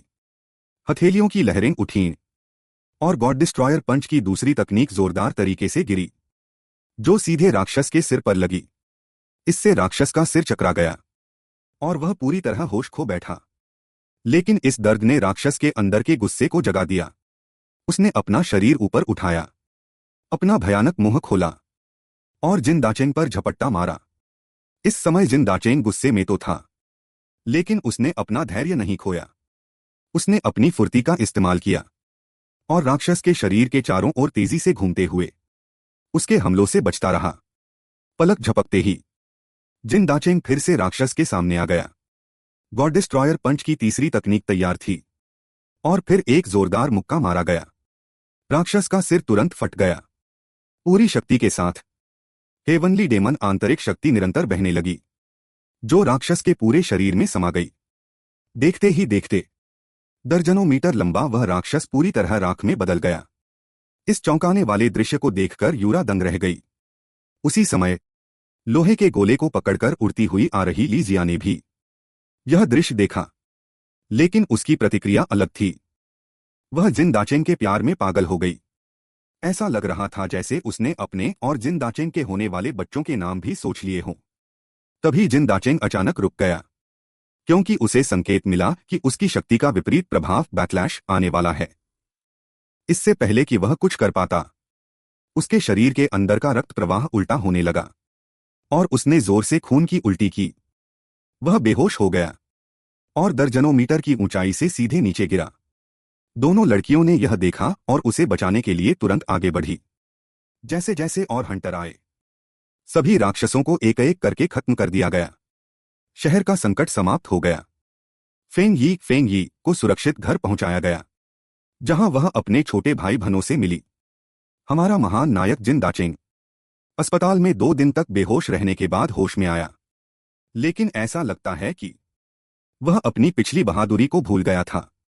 इस बात ने डीमन वेनरेबल को और भी गुस्सा दिला दिया। वास्तव में डीमन वेनरेबल के मन में उसके प्रति थोड़ी प्रशंसा थी। बेवकूफ लड़के, मैंने तुझे कहा था कि अपनी क्षमता से ज्यादा जोर मत लगा। अब तेरा दिमाग खराब हो गया होगा, है ना? अब खुश है? जब गुरु और शिष्य के बीच नोकझोंक चल रही थी, ली जिया और यूरा कमरे में दाखिल हुई। लेकिन माहौल जल्दी ही बदल गया। और ऐसा हो गया, ऊपर से दोनों लड़कियां बहुत खुश दिख रही थीं, लेकिन असल में उनके बीच कड़ी प्रतिस्पर्धा थी, जैसे चिंगारियां निकल रही हों। दोनों पूरी कोशिश कर रही थीं कि जिन दाचेंग उनके गुट में शामिल हो जाए। पता नहीं जिन दाचेंग इस दबाव को झेल पाएगा या नहीं। वह पहले एक ऐसा लड़का था जो जीवन से निराश था और अपनी जान देने की सोच रहा था, लेकिन अचानक दूसरी दुनिया से आए डेमन वेनरेबल ने उसे अपना शिष्य बना लिया और उसे युद्ध कला सिखाई। कभी गरीबी के कारण उसकी 5 साल पुरानी गर्लफ्रेंड उसे छोड़कर किसी और के पास चली गई थी, लेकिन अब 2 खूबसूरत लड़कियां उसे चाहती थीं और उसे खुश करने के लिए बड़े उपहार तैयार कर रही थीं। इस साधारण दिखने वाले मोती को कम मत समझना। यह एक विशाल शार्क जायंट जियाओ का कोर है, जिसने 500 वर्षों तक साधना की थी। इसे देखकर डेमन वेनरेबल भी हैरान रह गए। उन्होंने कहा कि उन्होंने कभी इतनी ऊर्जा वाला आंतरिक कोर नहीं देखा। इसे अमर औषधि कहना भी गलत नहीं होगा। जिन दाचेंग ने उस राक्षस को मारा था, इसलिए वह आंतरिक कोर इनर डैन उसे युद्ध के पुरस्कार के रूप में दिया गया ताकि वह उसे निगल सके। यदि वह इसे लेता है तो एक निम्नस्तरीय हंटर की ताकत सीधे एक बड़े स्तर ग्रेड तक बढ़ सकती है। तभी यूरा ने ली जिया की बात काटी। ऐसा लग रहा था कि उसे छीनने का नाटक शुरू होने वाला है। उसकी बात मत सुनना। ऐसा करना संसाधनों की बर्बादी होगी। मानव शरीर उस ऊर्जा का अधिकतम 10% ही सोख पाएगा। अगर तुम मेरे रेड लायन गिल्ड में शामिल होते हो, तो मेरे पास एक गुप्त तरीका है जिससे तुम 25% ऊर्जा सोख सकते हो। ओह! यूरा की बात सुनकर ली जिया को बहुत गुस्सा आया। यह छोटी लड़की तो अभी से लोगों को चुराने के लिए जाल बिछाने लगी है। उसने जल्दी से कहा कि वह हंटर गिल्ड के कीमियागर एल्केमिस्ट से आंतरिक कोर नेदन को, जिससे जिन दाचेंग 35% ऊर्जा सोख सके। जैसे ही यह बात कही गई, दोनों लड़कियों के बीच का विवाद पूरी तरह से शुरू हो गया। दोनों एक दूसरे पर तंज कसने लगीं और बहस शुरू हो गई। इन दोनों लड़कियों को दुनिया की बिल्कुल समझ नहीं है। अगर मैं ऊर्जा सोखने का मार्गदर्शन करूं, तो कम से कम 70% ऊर्जा सोखी जा सकती है। मोजुन पास में खड़ा होकर मजे से तमाशा देख रहा था। वह जिन दाचेंग का मजाक उड़ाना नहीं भूला। ओ बदबूदार लड़के, ये दोनों लड़कियां काफी अच्छी हैं। क्या तुमने सोचा है कि तुम किसके साथ रहोगे? और तुम्हारे गुरु के पास कुछ बेहतरीन ड्यूल कल्टीवेशन तकनीकें हैं जो तुम्हारे लिए बहुत उपयुक्त होंगी। जिन दाचेंग इस समय बहुत उलझन में था और पूरी तरह से निशब्द था। अंत में दोनों लड़कियों ने तय किया कि प्रत्येक को 10 मिनट मिलेंगे जिन दाचेंग के साथ अकेले चर्चा करने के लिए, और उसके बाद वह खुद अपना चुनाव करेगा। हालांकि ली जिया ने हंटर एसोसिएशन की ओर से कई आकर्षक शर्तें पेश की थीं, यहां तक कि कानून से ऊपर उठकर हत्या की छूट, किलिंग इम्यूनिटी भी दी थी। लेकिन यूरा के दबाव और उसकी शारीरिक बनावट के प्रभाव के कारण जिन दाचेंग ने उसके रेड लायन ग्रुप में शामिल होना चुना, क्योंकि यूरा ने उसे एक ऐसा वादा किया जिसे वह ठुकरा नहीं सका। जब तक जिन दाचेंग एक क्लास हंटर नहीं बन जाता, वह हमेशा उसकी रक्षा करेगी और उसका साथ देगी। हालांकि जिन दाचेंग ने रेड लायन गिल्ड को चुना, लेकिन वह ली जिया द्वारा उसके लिए किए गए कार्यों के लिए आभार जताना नहीं भूला। ईमानदारी से ली जिया से माफी मांगने के बाद उसने बेशर्मी से यह भी कहा कि भविष्य में वह अभी भी हंटर एसोसिएशन से कुछ मदद की उम्मीद करता है। साथ ही जब वह बिस्तर पर बीमार था, तो उसने अपने दोस्त सोंग यी का ख्याल रखने के लिए कहा, अच्छे लड़के, हालांकि तुम मेरे शिष्य हो, लेकिन जहां तक बेशर्मी की बात है, मैं तुम्हारा गुरु तुम्हारे सामने हार मानता हूं।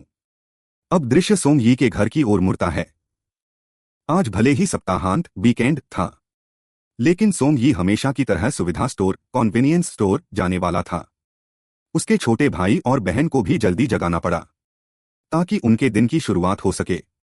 दोनों बच्चे नींद में डूबे हुए थे जब उनकी बड़ी बहन ने उन्हें बाथरूम में जाकर मुंह धोने के लिए उकसाया। किसे पता था कि उनके बगल के बाथटब में चुपके से एक सिर बाहर निकल रहा था। रसोई में खाना बना रहे सोंगी ने सुना कि उसके भाई और बहन बाथरूम से चीख रहे हैं।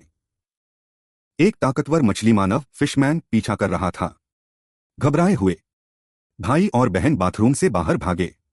जल्द ही धीरे दौड़ने वाली बहन को मछली मानव ने अपने दोनों हाथों से पकड़ लिया, उसे ऊपर हवा में उठाया और उसे एक बार में निगलने की कोशिश की। घबराहट में सोंग यी ने कुछ और नहीं सोचा। उसने चॉपिंग बोर्ड से एक तेज चाकू उठाया और मछली मानव की ओर झपटा, अपनी बहन को बचाने के लिए। आज नाश्ते में मछली का कच्चा सलाद रॉ मैरिनेटेड फिश बनाने की तैयारी थी, लेकिन किसे पता था कि खरीदी हुई नमकीन मछली एक मानव रूपी मछली राक्षस में बदल जाएगी। मौका पाकर उसने बहन को पकड़ा और निगलने ही वाला था। आपातकालीन स्थिति में सोंग यी ने बोर्ड से चाकू उठाया और उस पर हमला कर दिया। चाकू की नोक मछली मानव के शरीर के पार हो गई, लेकिन ऐसा लगा कि इससे उसे कोई खास नुकसान नहीं हुआ, बल्कि इसने मछली मानव को और गुस्सा दिला दिया और उसने एक थप्पड़ मारकर सोंग यी को चूल्हे पर पटक दिया। अब इस त्रासदी को रोकने वाला कोई नहीं था। तभी एक जोरदार धमाका हुआ, दरवाजा टूटकर गिर गया। लीजिया हाथ में अपनी जादुई घंटी लेकर घर के अंदर कूदी। उसके बाद बहुत तेज गति से उसने मछली मानव की कमर के घाव पर जोरदार प्रहार किया, जिससे मछली मानव दर्द से कराह उठा। उसके हाथों की पकड़ ढीली हुई और छोटी बहन उसकी पकड़ से छूट गई। जब मछली मानव लड़खड़ा रहा था, लीजिया ने अपनी शक्तियों का उपयोग किया। कई तेज रसोई के चाकू और नुकीले लकड़ी के डंडे एक हाथ के इशारे से दुश्मन की ओर तेजी से दागे। हमला जारी रहा। अचानक हुए इस हमले से मछली मानव संभल नहीं पाया और उसे कई जगह चोटें आईं। मछली मानव के आखिरी हमले से बचने के लिए स्थिति ऐसी थी कि काम जल्दी खत्म करना जरूरी था। लीजिया ने अपनी हथेलियों को एक साथ जोड़ा और पल भर में पूरी शक्ति हथेली में केंद्रित की। मछली मानव के सिर पर हजारों किलो का दबाव महसूस हुआ और उसका सिर तुरंत फट गया। मछली मानव को खत्म करने के बाद लीजिया ने तुरंत सोंग यी की छोटी बहन का हाल पूछा। वह केवल डर गई थी, उसे कोई गंभीर चोट नहीं आई थी। लीजिया ने बताया कि वह जिन दाचेंग के कहने पर उनकी देखभाल करने आई थी। आज समय बिल्कुल सही था, वरना परिणाम भयानक हो सकते थे। आज जिन दाचेंग के अस्पताल से छुट्टी का दिन भी था। कई दिनों तक अस्पताल का फीका खाना खाने के बाद उसका स्वाद पूरी तरह मर चुका था। उसने सोचा कि पहले पेट भरकर रामेन खाया जाए। रामेन का नाम सुनते ही मो जुन की भूख भी जाग गई।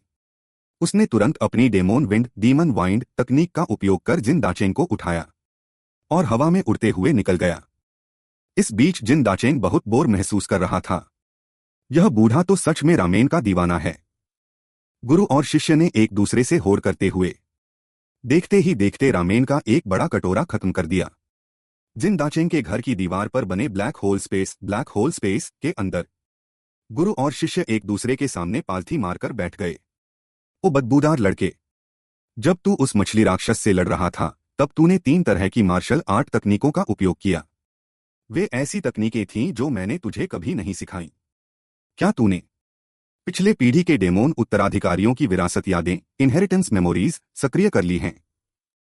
विरासत यादें पहली पीढ़ी के डेमोन द्वारा बनाया गया एक ढांचा है, जिसका उद्देश्य यह था कि आने वाले उत्तराधिकारी डेमोन तकनीकों को तेजी से और बेहतर तरीके से सीख सकें, ताकि भविष्य में आने वाले बड़े दुश्मनों का मुकाबला किया जा सके, जिसके लिए यह तैयार किया गया था। क्या तुम्हें लगता है कि पोर्टल से निकलने वाले वे राक्षस वही बड़े दुश्मन हो सकते हैं जिनका जिक्र पिछले डेमोस ने किया था? गुरु, आप शक करना बंद कीजिए। हमारी अभी की दुनिया आपकी पुरानी दुनिया से अलग है। आपकी दुनिया के तथाकथित बड़े दुश्मन यहां मौजूद ही नहीं हैं। पहले मुझे इस मछली राक्षस के आंतरिक कोर नेदन को सोखना सिखाइए। इस बात ने मो जुन को थोड़ा शर्मिंदा कर दिया। उसने हाथ उठाकर उसके सिर पर एक हल्का सा प्रहार फ्लिक किया। इस आंतरिक कोर का केवल 10% हिस्सा सोखने से ही तुम्हारी शक्ति 20 साल बढ़ सकती है। अगर तुम मेरे बताए तरीके से इसे सोखोगे तो इस कोर की 70% प्रभावशीलता सोखने की उम्मीद है, जिससे तुम्हारी शक्ति 140 साल बढ़ जाएगी। यह कहकर मोजुन ने जिन दाचेंग को कोर खाने के लिए कहा। गुरु, क्या आप चाहते हैं कि मेरा दम घुट जाए? यह इतना बड़ा है, आप खाकर दिखाइए। बदबूदार लड़के, तू बकवास क्यों कर रहा है? मैंने तुझे इसे खाने के लिए कहा है, पूरा का पूरा एक बार में निगलने के लिए नहीं। जिन दाचेंग के पास कोई चारा नहीं था। उसने चुपचाप दानव स्वामी मोजुन की आज्ञा मानकर आंतरिक कोर नेदन को निगल लिया। उसी समय लीजिया 18 जिन की एक बड़ी घंटी लेकर जिन दाचेंग के घर के नीचे उतरी। वह जिन दाचेंग को बताना चाहती थी कि अभी सोंग के परिवार में क्या घटना घटी थी। जैसे ही वह दरवाजा खटखटाने वाली थी, उसने पाया कि दरवाजा लॉक नहीं था। जिज्ञासावश उसने दरवाजा धकेला और अंदर चली गई। उसे घर के अंदर फिर भी जिन दाचेंग कहीं नजर नहीं आया। हालांकि दीवार पर एक काले छेद ने लीजिया का ध्यान खींचा। क्या ऐसा हो सकता है कि जिन दाचेंग के कुछ रहस्य लीजिया के सामने खुलने वाले हैं? यह आदमी दिखने में तो मासूम लगता है, यहां तक कि थोड़ा मूर्ख भी, लेकिन उसके मुंह में 500 साल पुराना एक शक्तिशाली ऊर्जा कोर था। इस समय जिन दाचेंग का चेहरा लाल था और उसकी हालत ऐसी थी जैसे 3 दिनों से पेट साफ न हुआ हो। यह देखकर दानव स्वामी अपनी हंसी नहीं रोक पाया। वह पीछे मुड़ा और खुद को संभाला। ओ लड़के, जल्दी से अपने मन और आत्मा को एक करो और सही तरीके से इस आंतरिक कोर को अवशोषित करो, नहीं तो यह विशाल ऊर्जा तुम्हारे शरीर में अनियंत्रित होकर दौड़ने लगेगी और उस समय तुम यहीं राख में बदल सकते हो। ऐसा कहते हुए दानव स्वामी ने जिन दाचेंग को कोर की ऊर्जा को महसूस करना सिखाया। ऊर्जा को दंतियन दैंशन में इकट्ठा करने के बाद उसे शरीर की सभी नाड़ियों और एक्यूपंक्चर बिंदुओं से गुजारा गया। हर बार जब दानव स्वामी उसे सिखाता, जिन दाचेंग की सुनने की क्षमता, लिसनिंग एबिलिटी, सक्रिय हो जाती।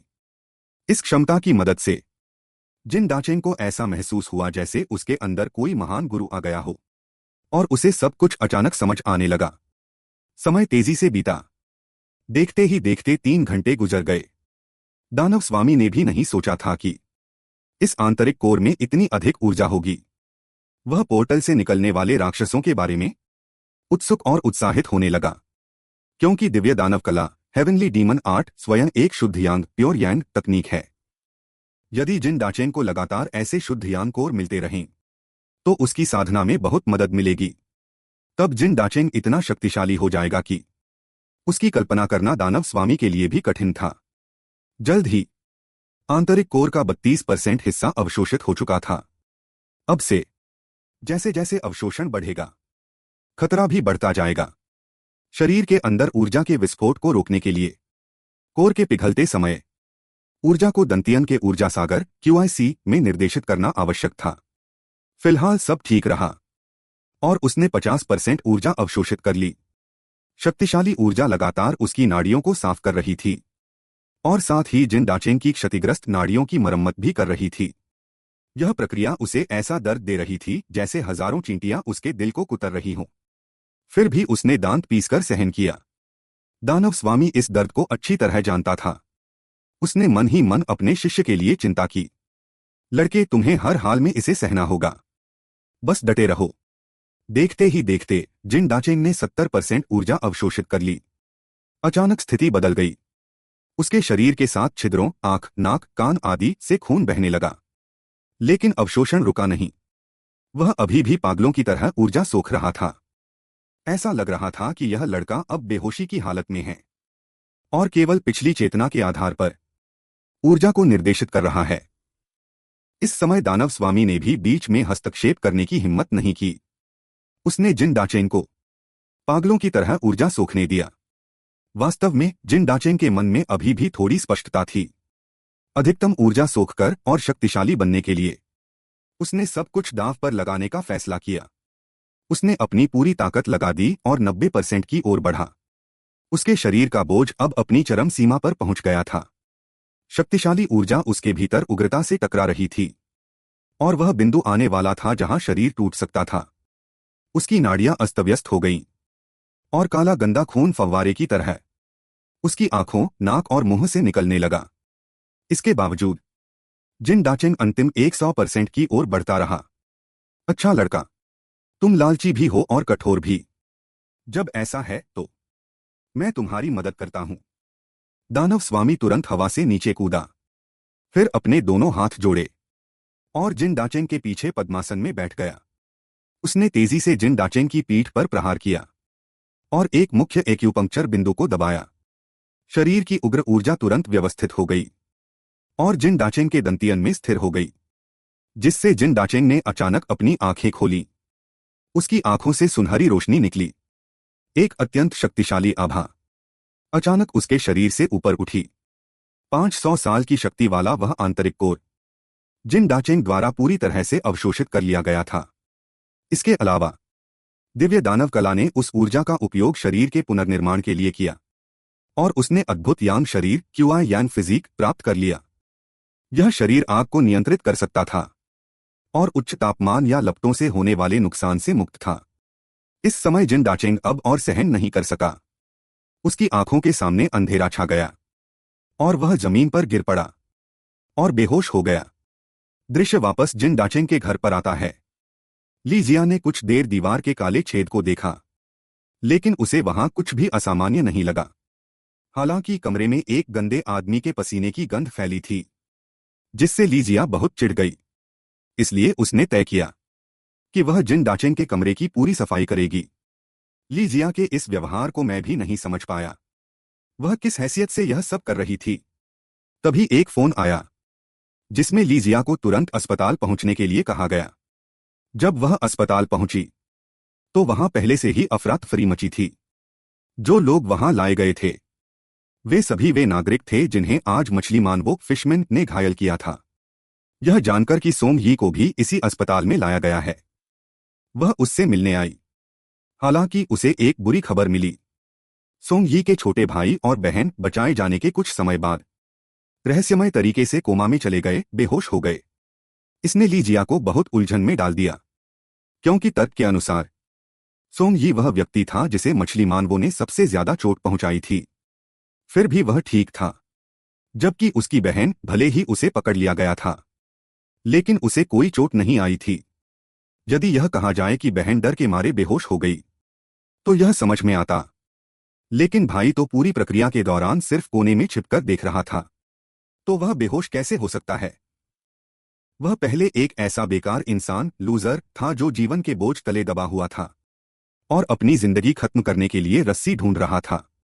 लेकिन अचानक वह दूसरी दुनिया के दानव स्वामी की आत्मा के संपर्क में आया और तब से वह जागृत हुआ और एक विशेष प्रतिभा वाला ए ग्रेड शिकारी, ए रैंक हंटर बन गया। और दानव स्वामी की मानसिक शक्तियों के प्रदर्शन के कारण वह सुंदर महिलाओं का पसंदीदा बन गया। कई लोग उसे अपने गुट में शामिल करना चाहते थे।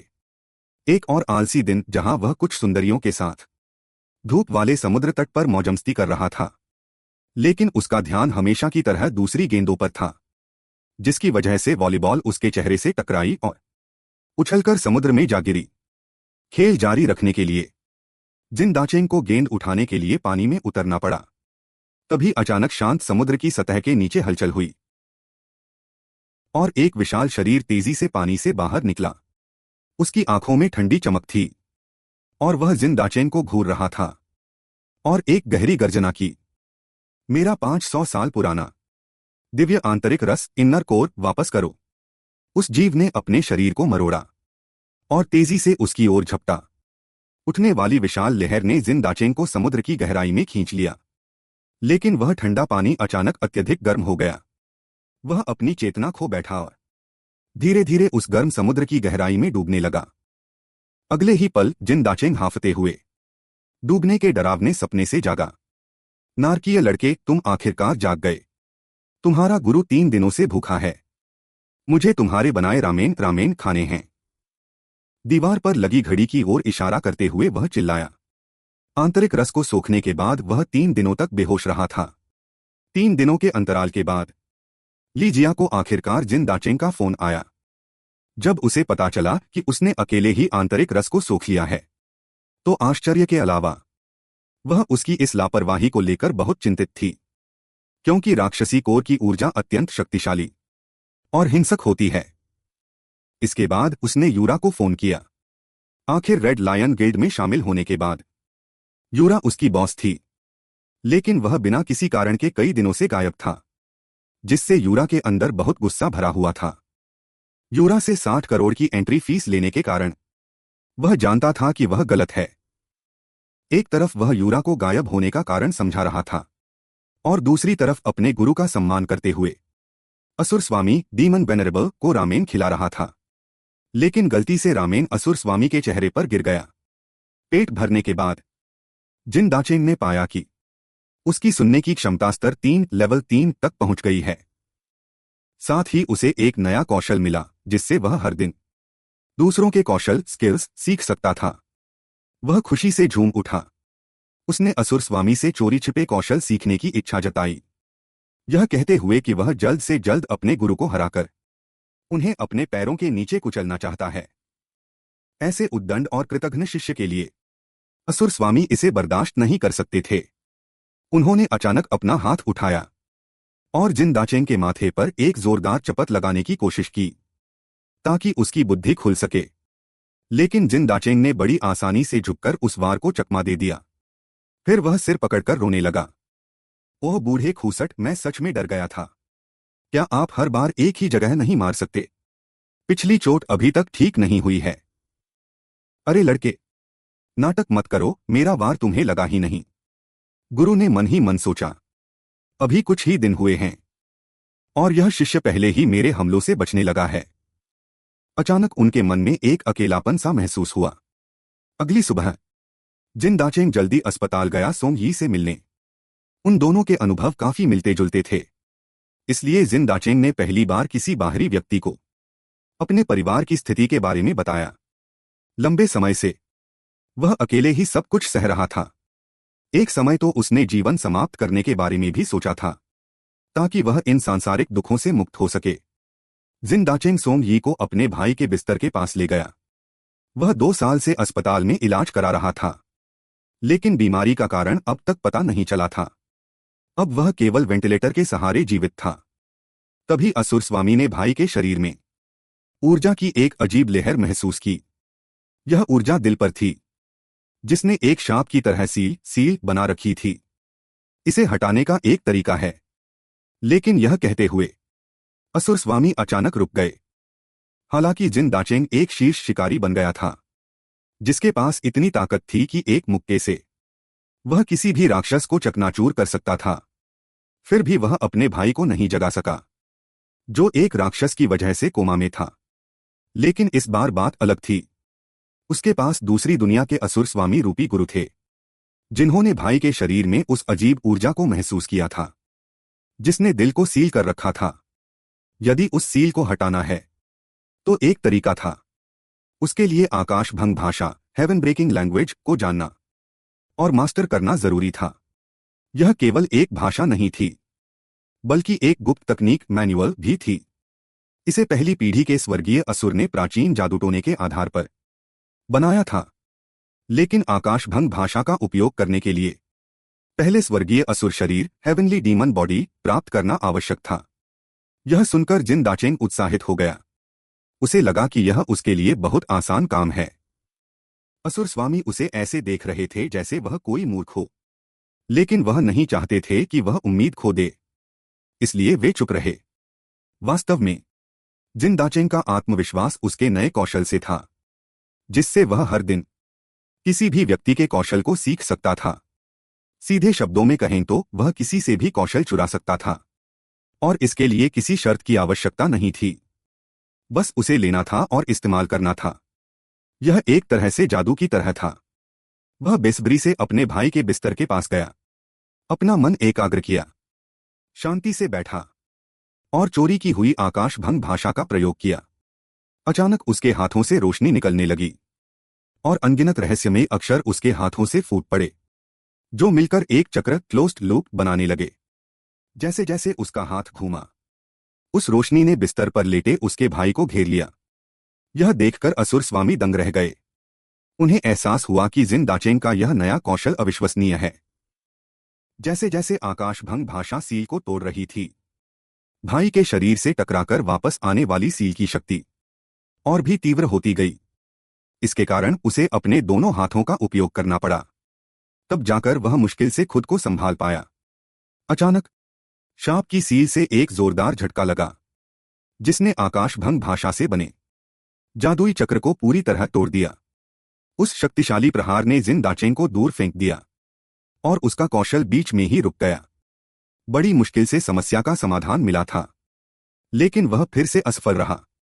एक पल के लिए वह बहुत निराश और असहाय महसूस करने लगा। शाबाश लड़के, निराश होने की जरूरत नहीं है। यह केवल ताकत की कमी थी। किसी और दिन फिर से कोशिश करेंगे। इन शब्दों ने निराश जिन दाचेंग के मन में फिर से उम्मीद जगा दी। और यह सोचते हुए कि सोंग यी के भाई भन भी बेहोशी की स्थिति में हैं, वह भाई भन के बिस्तर के पास पहुंचा। राक्षस स्वामी डीमन लॉर्ड ने ऊर्जा की जांच के माध्यम से जाना कि दोनों भाई भन हालांकि बेहोश हैं, लेकिन उनकी बीमारी का कारण अलग है। उन दोनों के शरीर में यिन येन ऊर्जा के प्रवेश के कारण यह हुआ था। उसने पाया कि अस्पताल में ऐसे कई मरीज भर्ती थे जो मछली मानवों फिशमैन की यिन ऊर्जा के प्रभाव में थे, जिससे वे बेहोश हो गए थे।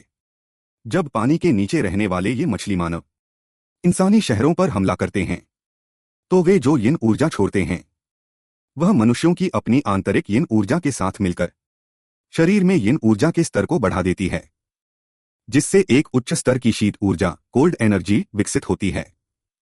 इसके कारण जैविक घड़ी बायोलॉजिकल क्लॉक बिगड़ जाती है और इंसान जानवरों की तरह शीत निद्रा हाइबरनेशन की स्थिति में चले जाते हैं। यह सोचकर कि पूरी मानवता शीत निद्रा में जा सकती है, जिन दाचिंग के पसीने छूट गए। उसने तुरंत राक्षस स्वामी से पूछा कि क्या इसका कोई समाधान है। तरीका सरल था, बस अपने शरीर की यांग ऊर्जा का उपयोग करके मरीजों की यिन ऊर्जा को समाप्त करना होगा। उसके लिए जिसने हेवनली डीमन तकनीक सीखी थी और जिसके पास चरम यांग एक्सट्रीम यांग शरीर था, यह काम बहुत आसान था। वह आगे बढ़ा और लड़के को सहारा देकर उठाया ताकि पहले उसका इलाज कर सके। हालांकि उसकी इस अचानक हरकत से पास के बिस्तर पर मौजूद मां और बेटा डर गए। दोनों ने घबराकर उसे रोकने की कोशिश की। तभी छोटे लड़के ने जिन दाचेंग को पहचान लिया। वह वही बहादुर शिकारी था जिसके बारे में इंटरनेट पर खबर आई थी कि उसने राक्षसों का शिकार किया था। शायद उसके पास वास्तव में मरीजों को ठीक करने का तरीका हो। इसलिए मां और बेटा घबराहट के साथ एक तरफ हट गए और जिन दाचेंग को अपनी शक्ति का उपयोग करते हुए देखने लगे। उसने सावधानी से शुद्ध यांग ऊर्जा प्योर यांग क्यूआई को प्रवाहित किया और उसे बच्चे के शरीर में प्रवेश कराया। कुछ ही समय में स्याही जैसी काली यिन ऊर्जा बच्चे के सिर से ऊपर उठने लगी। राक्षस स्वामी ने तुरंत चेतावनी दी कि इस ऊर्जा को अभी जलाकर नष्ट कर दो, लेकिन उस यिन ऊर्जा को देखकर जिन दाचेंग के मन में उसे निगलने एब्जॉर्ब की तीव्र इच्छा हुई। पास खड़े राक्षस स्वामी ने इस बदलाव को महसूस किया और समझ गए कि यह विद्रोही शिष्य क्या सोच रहा है। ओ मूर्ख लड़के, अभी तुम्हारा शरीर चरम यांग है। इस तरह अचानक यिन ऊर्जा को सोखने से क्या परिणाम होगा, क्या तुम्हें पता है? लेकिन यह शिष्य बहुत जिद्दी था। उसने अपने हाथों से कुछ रहस्यमयी संकेत बनाए और यिन ऊर्जा को अपने शरीर के भीतर खींच लिया। यह देखकर राक्षस स्वामी का खून खौल उठा। उन्हें लगा कि वे अपने हाथों से इस विद्रोही शिष्य का अंत कर दें। जिन दाचेंग मूल रूप से अन्य लोगों की तरह जीवन के बोझ तले दबा एक साधारण व्यक्ति था, लेकिन संयोग से उसका संबंध दूसरी दुनिया के उस राक्षस स्वामी से जुड़ गया जिसकी आत्मा टेलीविजन के पार देख सकती थी। 500 साल की साधना वाले राक्षसों को निगलने से उसने एक दुर्लभ चरम यांग शरीर प्राप्त किया था जो आग से नहीं जलता था। अब वह फिर से अपनी जान जोखिम में डालने वाला था। राक्षस स्वामी की चेतावनी को अनदेखा करते हुए वह मरीजों से निकाली गई यिन ऊर्जा को सोखना चाहता था। जैसे ही यिन ऊर्जा धीरे धीरे उसके शरीर में प्रवेश करने लगी, जिन दाचेंग को एक ठंडी और ताज़ा लहर अपने पूरे शरीर में महसूस हुई। यह ऊर्जा बहुत ही कोमल और शांत थी। फिर पिछली आंतरिक औषधि इनर कोर तकनीक के अनुसार उसने सावधानी से यिन ऊर्जा को अपने डैंटियन दैंशन के ऊर्जा सागर में प्रवाहित किया। हालांकि वह इस बात से अनजान था कि जिस क्षण यिन ऊर्जा उसके शरीर में घुसी, उसके चरम यांग शरीर का संतुलन बिगड़ गया और वह यिन यांग संतुलन, यिन यांग हार्मनी शरीर में बदलने लगा। साथ ही शरीर के भीतर यिन और यांग ऊर्जाओं के टकराव और मिलन से उसके सिर के ऊपर 3 सुनहरे फूल खिले। यह दृश्य पल भर के लिए दिखा, लेकिन पास खड़े राक्षस स्वामी ने इसे स्पष्ट रूप से देखा और वे दंग रह गए। ऐसा लगता है कि यिन ऊर्जा को सोखने के बाद इस लड़के को बहुत बड़ा लाभ हुआ है। उसकी शारीरिक क्षमता एक नए स्तर पर पहुंच गई है, यहां तक कि उसके निवान पैलेस में 3 फूलों का शिखर, 3 flowers gathering at the crown जैसा दृश्य दिखा। जल्द ही जिन दाचेंग ने सारी यिन ऊर्जा सोख ली। उसने राक्षस स्वामी से पूछा कि यिन यांग शरीर क्या होता है। हालांकि उसने खुद कुछ अनुमान लगाया था, लेकिन अब उसे निश्चित उत्तर मिल गया। वास्तव में यह केओस दाओ बॉडी थी, जो चरम यांग और चरम यिन दोनों से श्रेष्ठ है। इस प्रकार के शरीर के बारे में राक्षस स्वामी ने केवल प्राचीन किताबों में पढ़ा था। वे इसके बारे में ज्यादा नहीं जानते थे, इसलिए उन्होंने बात टाल दी और कहा कि यह चरम यांग शरीर जैसा ही है। इसमें हैरान होने वाली कोई बात नहीं है। इस जवाब को सुनकर जिन दाचेंग का मन किया कि वह राक्षस स्वामी को किसी वृद्धाश्रम ओल्ड आगे होम में छोड़ आए। इस बीच सोंग यी का भाई बेहोशी से जाग गया और वह सबको हैरानी से देखने लगा। सौभाग्य से वह जिन दाचेंग को पहचान सका।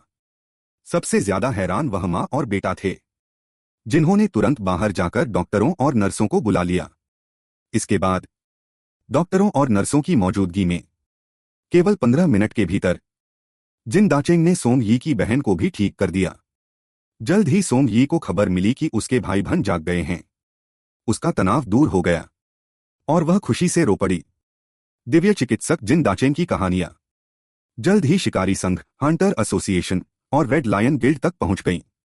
अस्पताल में जिन दाचेंग ने पास के उस व्यक्ति को भी ठीक कर दिया, जिससे वह परिवार फिर से एक साथ आ सका।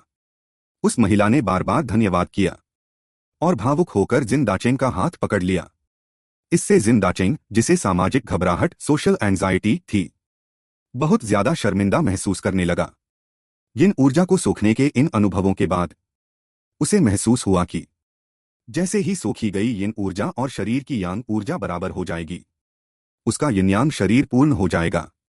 इसलिए अधिक यिन ऊर्जा सोखने के लिए उसने मौके का फायदा उठाया और डॉक्टरों के निमंत्रण को स्वीकार कर अन्य मरीजों का इलाज करने के लिए तैयार हो गया। कुछ ही घंटों में उसने अस्पताल के आधे मरीजों को बेहोशी से बचा लिया। अब अस्पताल में जिन दाचेंग की चर्चा हर तरफ थी। वह जहां भी जाता, मरीजों और उनके परिवारों से उसे दिल से धन्यवाद मिलता। ओ लड़के, शांत रह, ज्यादा हवा में मत उड़, यह तो छोटी सी बात है।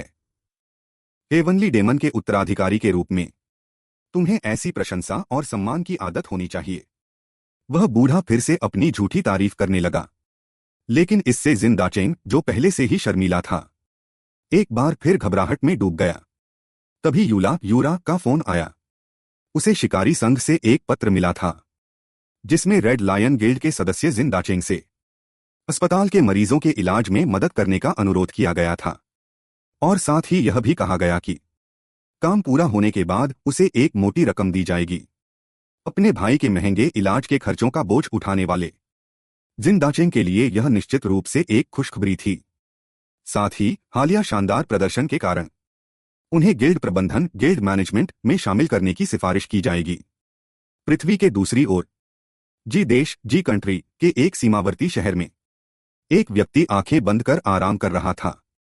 अचानक पास का फोन बजा। अध्यक्ष, मुझे वह व्यक्ति मिल गया है जिसे आपने खोजने के लिए कहा था।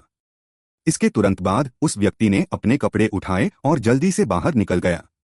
थोड़ा शरीर को स्ट्रेच करने के बाद अगले ही पल उसके चारों ओर ऊर्जा उबलने लगी और वह अचानक ऊपर की ओर उठा।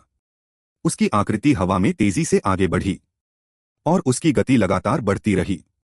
अत्यधिक गति से पैदा हुए सोनिक बूम की लहरों ने रास्ते के अनगिनत शीशों को चकनाचूर कर दिया। दिन भर काम करने के बाद किम देसग घर पहुंचा तो डीमन वेनरेबल ने उसे रामेन बनाने के लिए मजबूर किया। मजबूर होकर वह अपने थके हुए शरीर को घसीटते हुए रसोई में गया। तभी उसे यूरा यूरा का फोन आया। फोन पर यूरा ने घबराते हुए उसे तुरंत घर छोड़ने के लिए कहा। जब वह कारण पूछने ही वाला था, तभी पीछे से डेमन वेनरेबल ने युद्ध के उत्साह के साथ चेतावनी दी। एक शक्तिशाली शक्ति करीब आ रही है। यह सुनकर किम डेसुंग ने अब देर नहीं की और तुरंत दरवाजे से बाहर निकल गया। वह सड़क पर पहुंचा, तभी एक आकृति तेज हवा को चीरते हुए वहां से गुजरी। अगले ही पल उसके ठीक सामने एक लाल रोशनी जोर से गिरी। उस शक्तिशाली प्रहार ने सड़क को तहस-नहस कर दिया। जब धूल छंटी तो एक व्यक्ति की आकृति दिखाई दी। यह जी देश का वही व्यक्ति था, जी देश के शैडो गिल्ड का अध्यक्ष बर्ड। उसने एक व्यंग्यात्मक और शरारती मुस्कान के साथ किम डेसुंग को देखा। फिर बिना कुछ कहे उसने अपने दाहिने हाथ से एक प्रहार तैयार किया। एक भयानक शक्ति वाला प्रकाश गोला लाइट्स की सीधे किम डेसुंग की ओर फेंका गया। वह इतना गरीब था कि उसे फांसी लगाने के लिए सही रस्सी तक नहीं मिल रही थी, लेकिन संयोग से उसे डेमन वेनरेबल के साथ समय बिताने का मौका मिला, जिससे उसने डेमन वेनरेबल की प्राचीन युद्ध कलाओं के गुप्त रहस्य सीख लिए। लेकिन एक बार अपनी कला दिखाने की उत्सुकता में उसने कुछ चालें चलीं, जिसने एक शक्तिशाली महिला अध्यक्ष का ध्यान खींचा, जो उसे अपने अधीन करना चाहती थी। धमकी का सामना करते हुए उसने पहले तो मर जाने का फैसला किया, लेकिन झुकने से इनकार किया। लेकिन तभी महिला अध्यक्ष ने आगे बढ़कर अपनी भारी शक्ति का प्रदर्शन किया। उस भारी दबाव के कारण उसे अपने सिद्धांतों को छोड़ना पड़ा और सदस्यता मेंबरशिप लेने के लिए सहमत होना पड़ा। और उसी समय लिए गए फैसले के कारण आज वह मौत के खतरे में था। समय 2 मिनट पीछे जाता है। देश के हंटर गिल्ड भवन के अंदर स्तर एस लेवल का लाल अलर्ट अचानक बज उठा।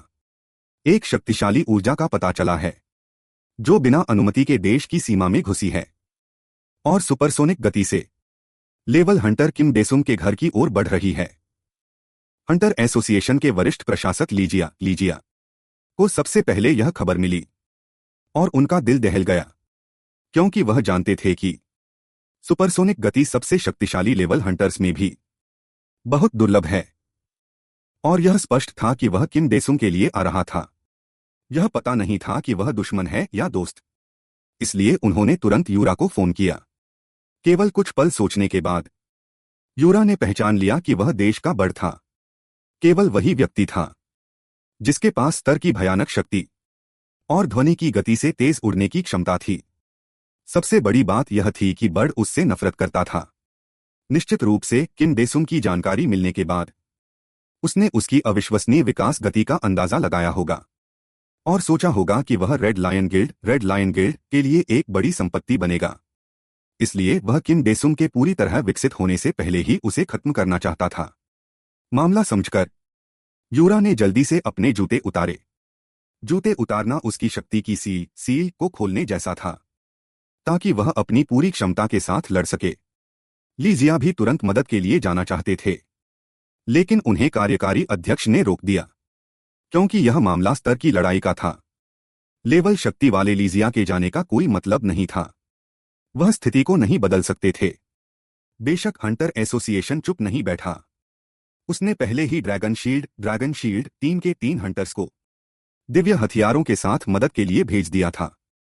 इधर किम डेसुंग और बर्ड का सामना होते ही बर्ड ने बिना कुछ कहे अपने दाहिने हाथ से एक प्रहार किया। एक भयानक शक्ति वाला प्रकाश गोला सीधे उसकी ओर फेंका।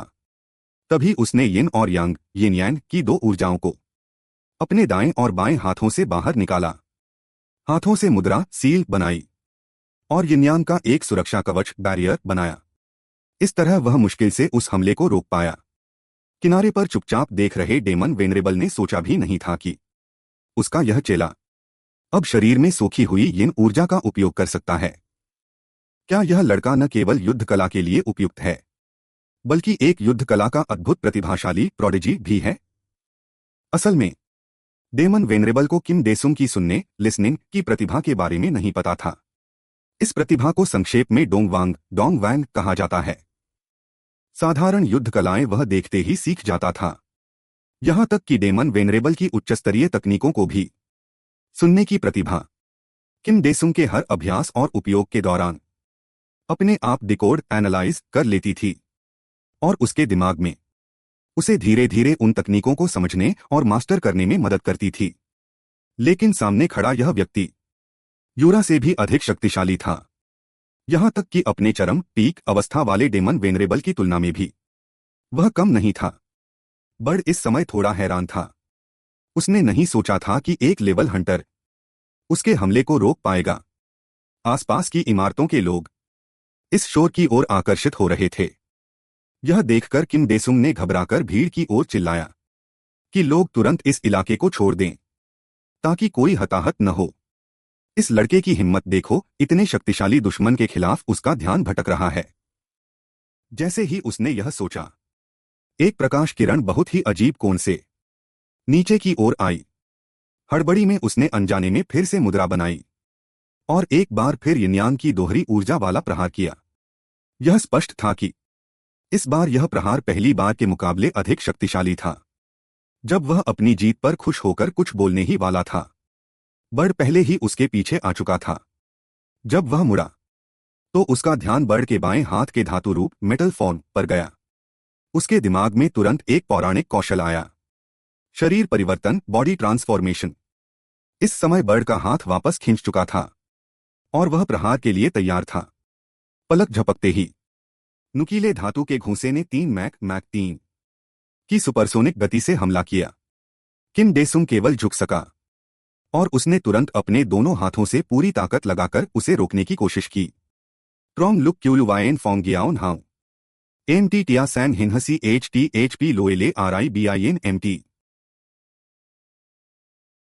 BN वाओ ट्रॉन्ग फोंग PMNH वाओ TNGRI XUNGT VANHNGDY थी फट HIN कैंटाई PHI MTCM जाय CH को THQURP20 NHNGIUTITH एनला बॉम्ब डाम CA बर्ड XUTHIN गेटी RCMT TTLM NGI हायन CHUC VY थी ATHLIQUYN फॉर्म CU थाना 5 मैक्सी एटा XCM ट्रॉन्ग CHPMT LIC एमाटोन वैंग ले बेंता THN जीन हॉक THI NH खोंग LI थी CHY थियनमा MNH टा DY NGI क्वेन RI साउ गे साउ टैम तुई YNG लॉन्ग बैन चन TNGT थाई आई फट NG थियनमा MNH TNGTH है। थियनमा TRC फॉन्ग लाओ वी फिया बर्ड। उसकी आकृति तुरंत कई परछाइयों में बदल गई। क्रोध से भरा हुआ वह तेजी से बर्ड की ओर झपटा।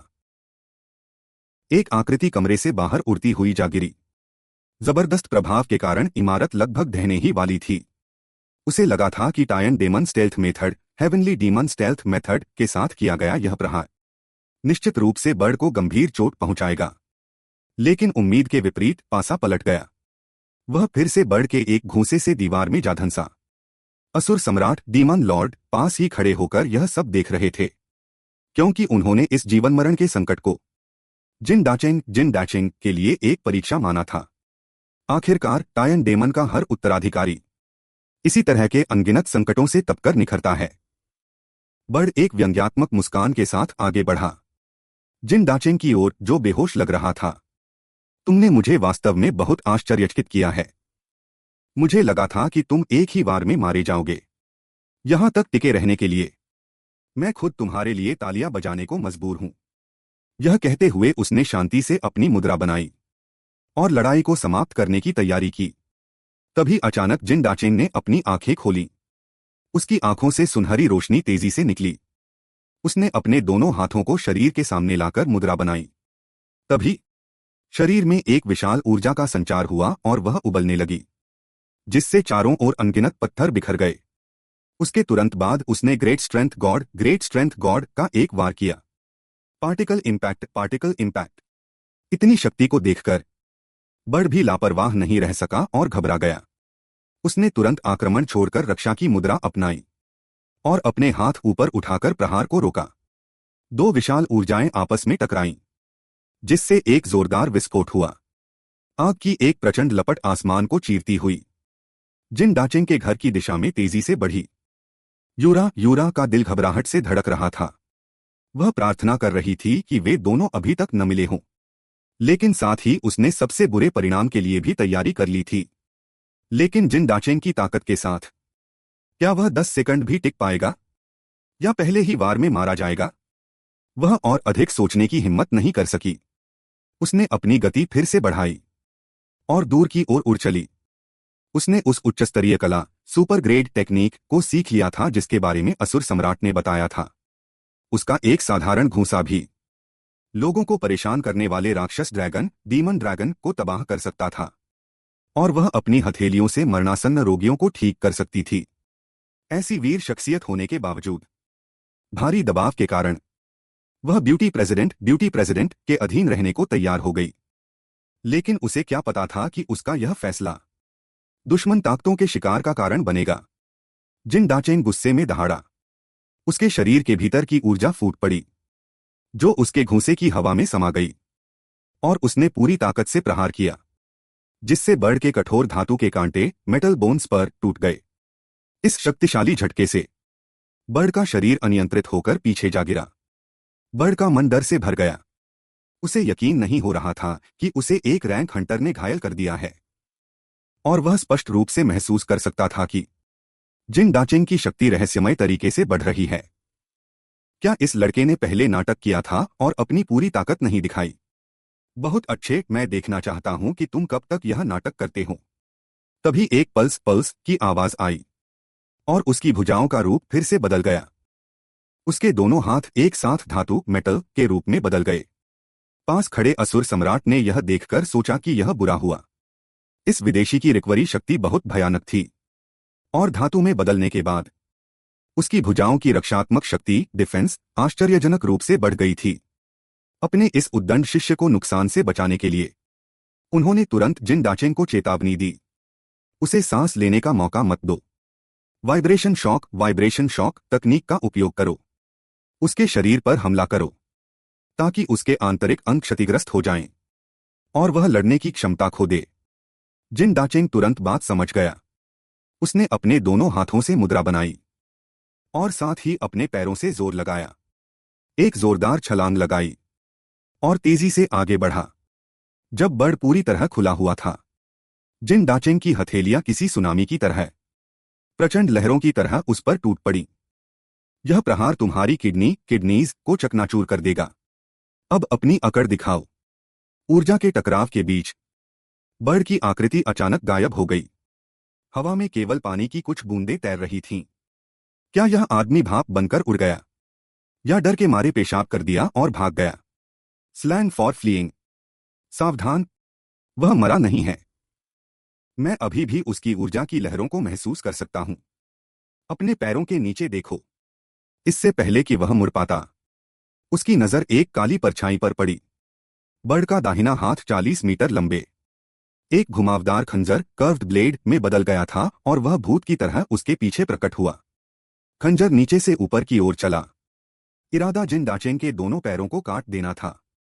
असुर सम्राट की चेतावनी के कारण उसकी प्रतिक्रिया तेज थी, और उसने जमीन पर जोर से पैर मारा। उसकी आकृति तुरंत वहां से गायब हो गई, और वह बर्ड से 2 मीटर की दूरी पर जा गिरा।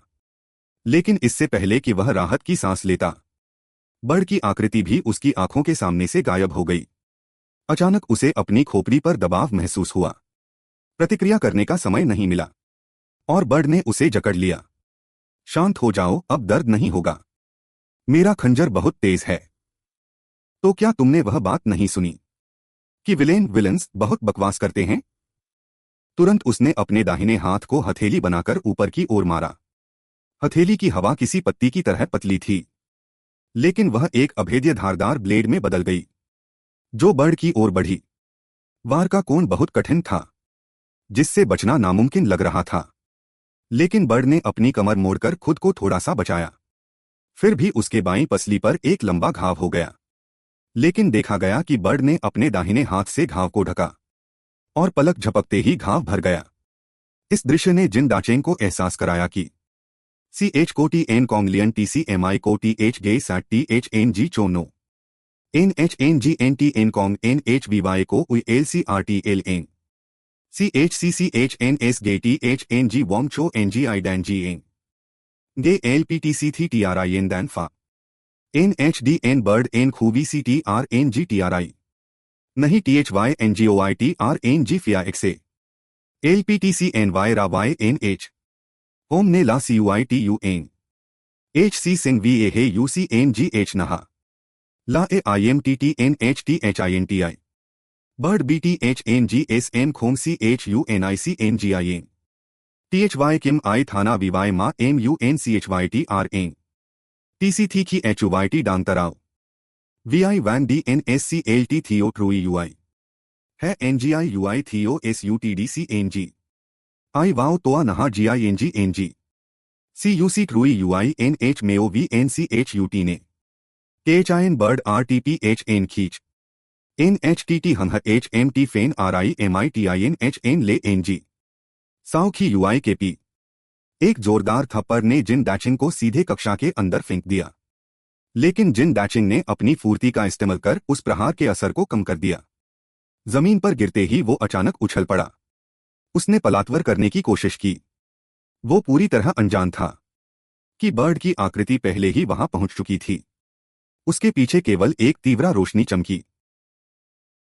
एक शक्तिशाली और हिंसक प्रहार ने जिन डैचिंग को दूर फेंक दिया। मलबे के साथ वो 4 मंजिलों की छत को तोड़ते हुए नीचे गिरा और अंत में पहली मंजिल पर जा गिरा। मलबे में दबे और शांत पड़े जिन दाचेंग को देखकर मैं वास्तव में आभारी हूं कि तुम इतनी देर तक मेरे साथ खेल सके। मैं सोचने लगा था कि क्या तुम्हें जीवित छोड़ना चाहिए, लेकिन तुम रेड लायन गिल्ड के सदस्य हो, इसलिए। कहते हुए उसके हाथ में अचानक अपार ऊर्जा एकत्रित हो गई। अगले ही पल ऊर्जा का वह गोला बिजली की तरह जिन दाचेंग की ओर बढ़ा। जब धूल शांत हुई तो 4 मंजिला शिक्षण भवन पूरी तरह जमींदोज हो चुका था। चारों तरफ तबाही का मंजर था। उस जगह पर केवल बर्ड ही खड़ा था। इस समय बर्ड को जिन दाचेंग की उपस्थिति महसूस नहीं हो रही थी। वह मन ही मन हंसा कि देश एच ने जिन दाचेंग जैसी क्षमता वाले व्यक्ति को केवल A grade Hunter, A rank Hunter माना है। जब बर्ड अभी भी संतुष्ट नहीं था और वापस जाने ही वाला था, तभी उसके पीछे मलबे के खिसकने की आवाज आई। वह ठिठक गया। मुड़कर देखने पर उसने पाया कि मलबे के बीच से एक ऊर्जा का विस्फोट होने वाला है। जैसा कि उम्मीद थी, एक जोरदार धमाके के साथ जिन दाचेंग एक शक्तिशाली आभा के साथ बाहर निकला। उसके शरीर से अचानक एक तीव्र ऊर्जा उठने लगी। इसे देखकर बर्ड की आंखों में फिर से लड़ने का जुनून जाग उठा। वाह, मुझे तुम्हारा यह प्रवेश करने का तरीका बहुत पसंद आया, लेकिन नतीजा वही होगा। इस बार मैं तुम्हें अपनी आंखों से जलकर राख होते देखना चाहता हूं। लेकिन तभी उसके हाथ में जमा ऊर्जा का गोला रहस्यमय तरीके से गायब हो गया। इस अभूतपूर्व घटना ने बर्ड को डरा दिया। पलक झपकते ही जिन दाचेंग उसके सामने आ खड़ा हुआ। ऐसा लगा कि अब केवल आमने सामने की लड़ाई ही रास्ता है। उसने तुरंत मुकाबला करने की मुद्रा बनाई और प्रहार किया, लेकिन इस बार जिन दाचेंग ने बड़ी आसानी से उसे चकमा दे दिया। फिर वह तेजी से आगे बढ़ा और एक शक्तिशाली दबदबा बनाने वाला घूंसा मारा, जिसने बर्ड को जोर से पीछे फेंक दिया। आखिर क्या हुआ था? जो व्यक्ति पहले एक प्रहार भी नहीं झेल पा रहा था, उसके पास अब बर्ड का मुकाबला करने की शक्ति कैसे आ गई? उसके पास वह उच्चस्तरीय तकनीक थी जिसका सपना हर कोई देखता है, लेकिन उसकी अपनी शक्ति बहुत कम थी, जिससे वह इसका उपयोग नहीं कर पा रहा था।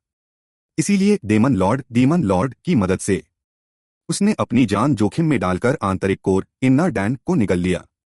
उसे लगा था कि अब वह सबसे श्रेष्ठ हो जाएगा, लेकिन परिणाम उम्मीद के विपरीत था।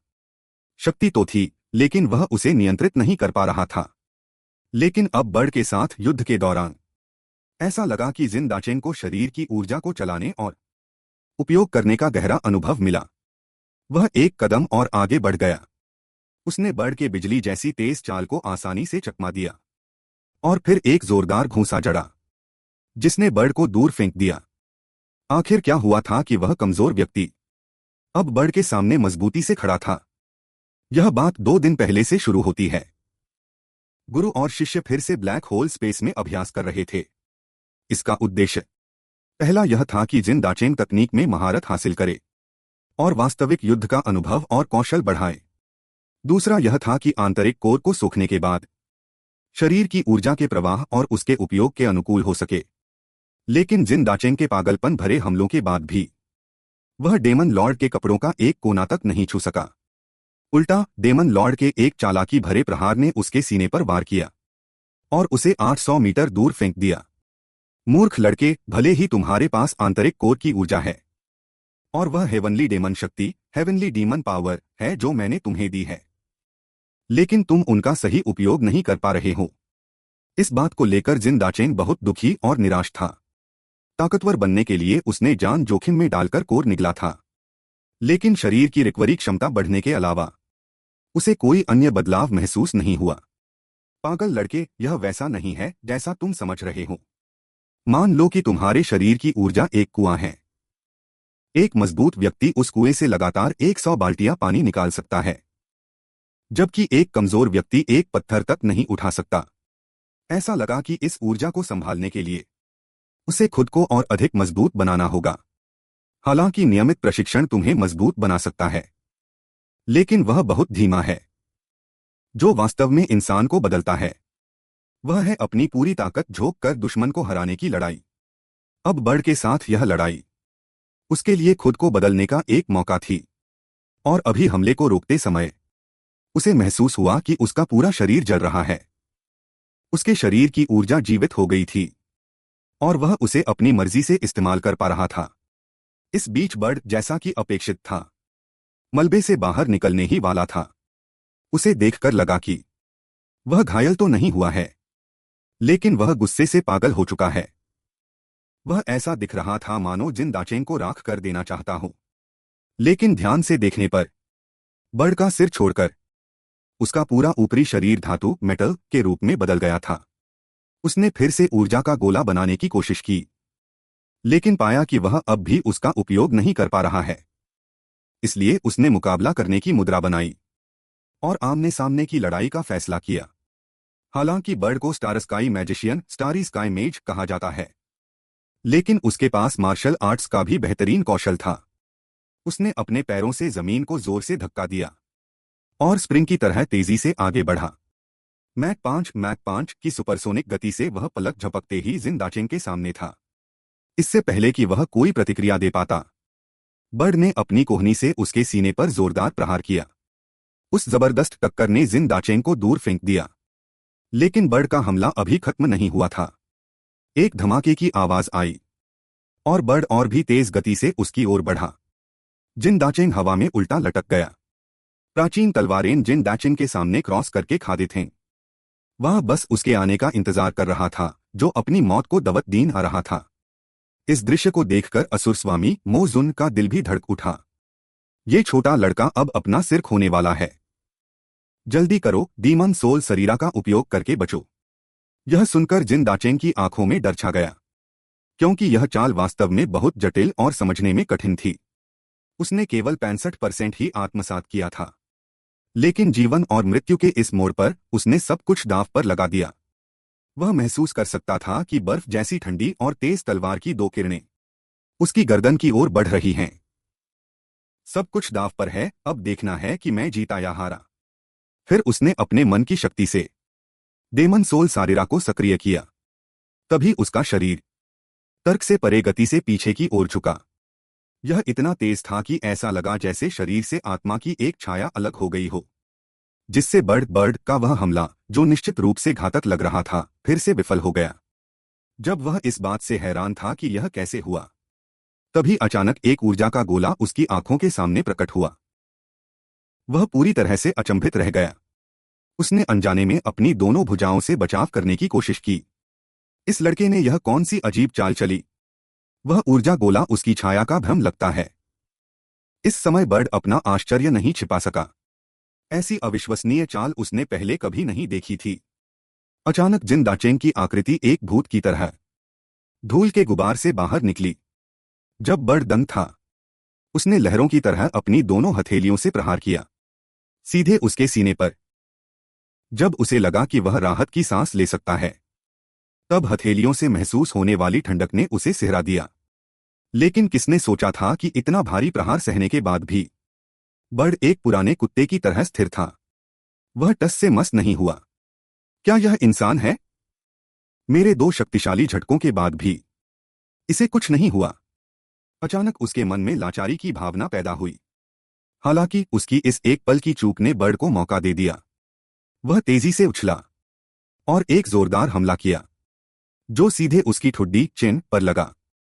उसने उस उच्चस्तरीय तकनीक को सीख लिया था जिसके बारे में अन्य दुनिया के असुर स्वामी ने बताया था। उसका एक साधारण मुक्का लोगों को परेशान करने वाले राक्षसी ड्रैगन को नष्ट कर सकता था, और वह अपने हाथों से मरते हुए मरीजों को ठीक कर सकता था।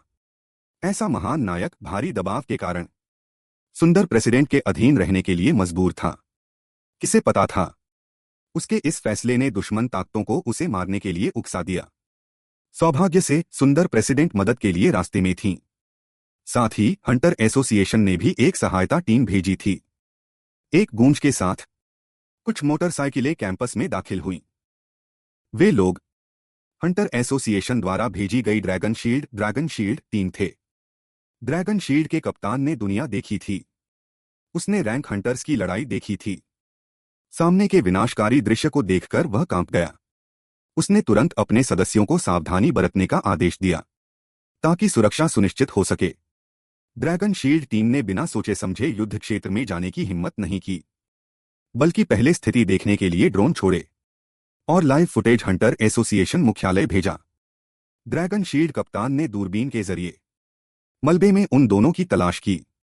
इस समय बर्ड और जिन दाचेंग पागलों की तरह एक दूसरे पर मुक्के बरसा रहे थे। यह किसी सड़क की लड़ाई जैसा था जिसमें कोई तरीका नहीं था। दोनों एक साथ पीछे की ओर उड़ते हुए गिरे और एक पल के लिए दोनों खड़े नहीं हो पाए। वे कुछ मीटर की दूरी पर थे। ऐसा लगता था कि यह गुंडा लड़ाई बराबरी पर रही है। कोई भी नहीं जीता। यह दृश्य देखकर ड्रैगन शील्ड कप्तान को विश्वास नहीं हुआ। आने से पहले उसे पता था कि जिन दाचेंग केवल रैंक का हंटर है। उसने नहीं सोचा था कि वह रैंक के बर्ड के साथ बराबरी से लड़ पाएगा। तभी मैदान में दोनों फिर से खड़े हुए, जैसे कि वे 300 राउंड और लड़ने के लिए तैयार हों।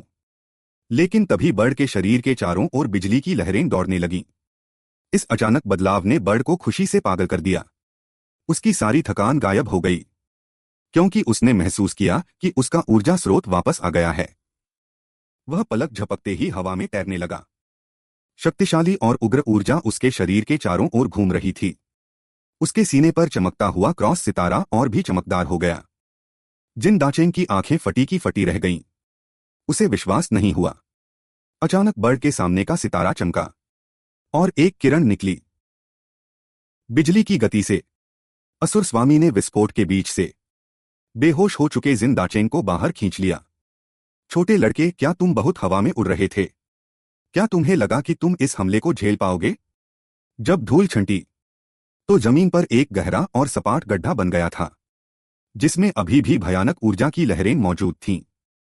हवा में तैर रहे बर्ड के चेहरे पर संदेह था, क्योंकि उसने स्पष्ट रूप से देखा था कि जिन दाचेंग, जिसकी मृत्यु निश्चित थी, एक अजीब तरीके से वहां से बच निकला, जैसे किसी चीज ने उसे हमले की सीमा से बाहर खींच लिया हो। घायल और बेहोश जिन दाचेंग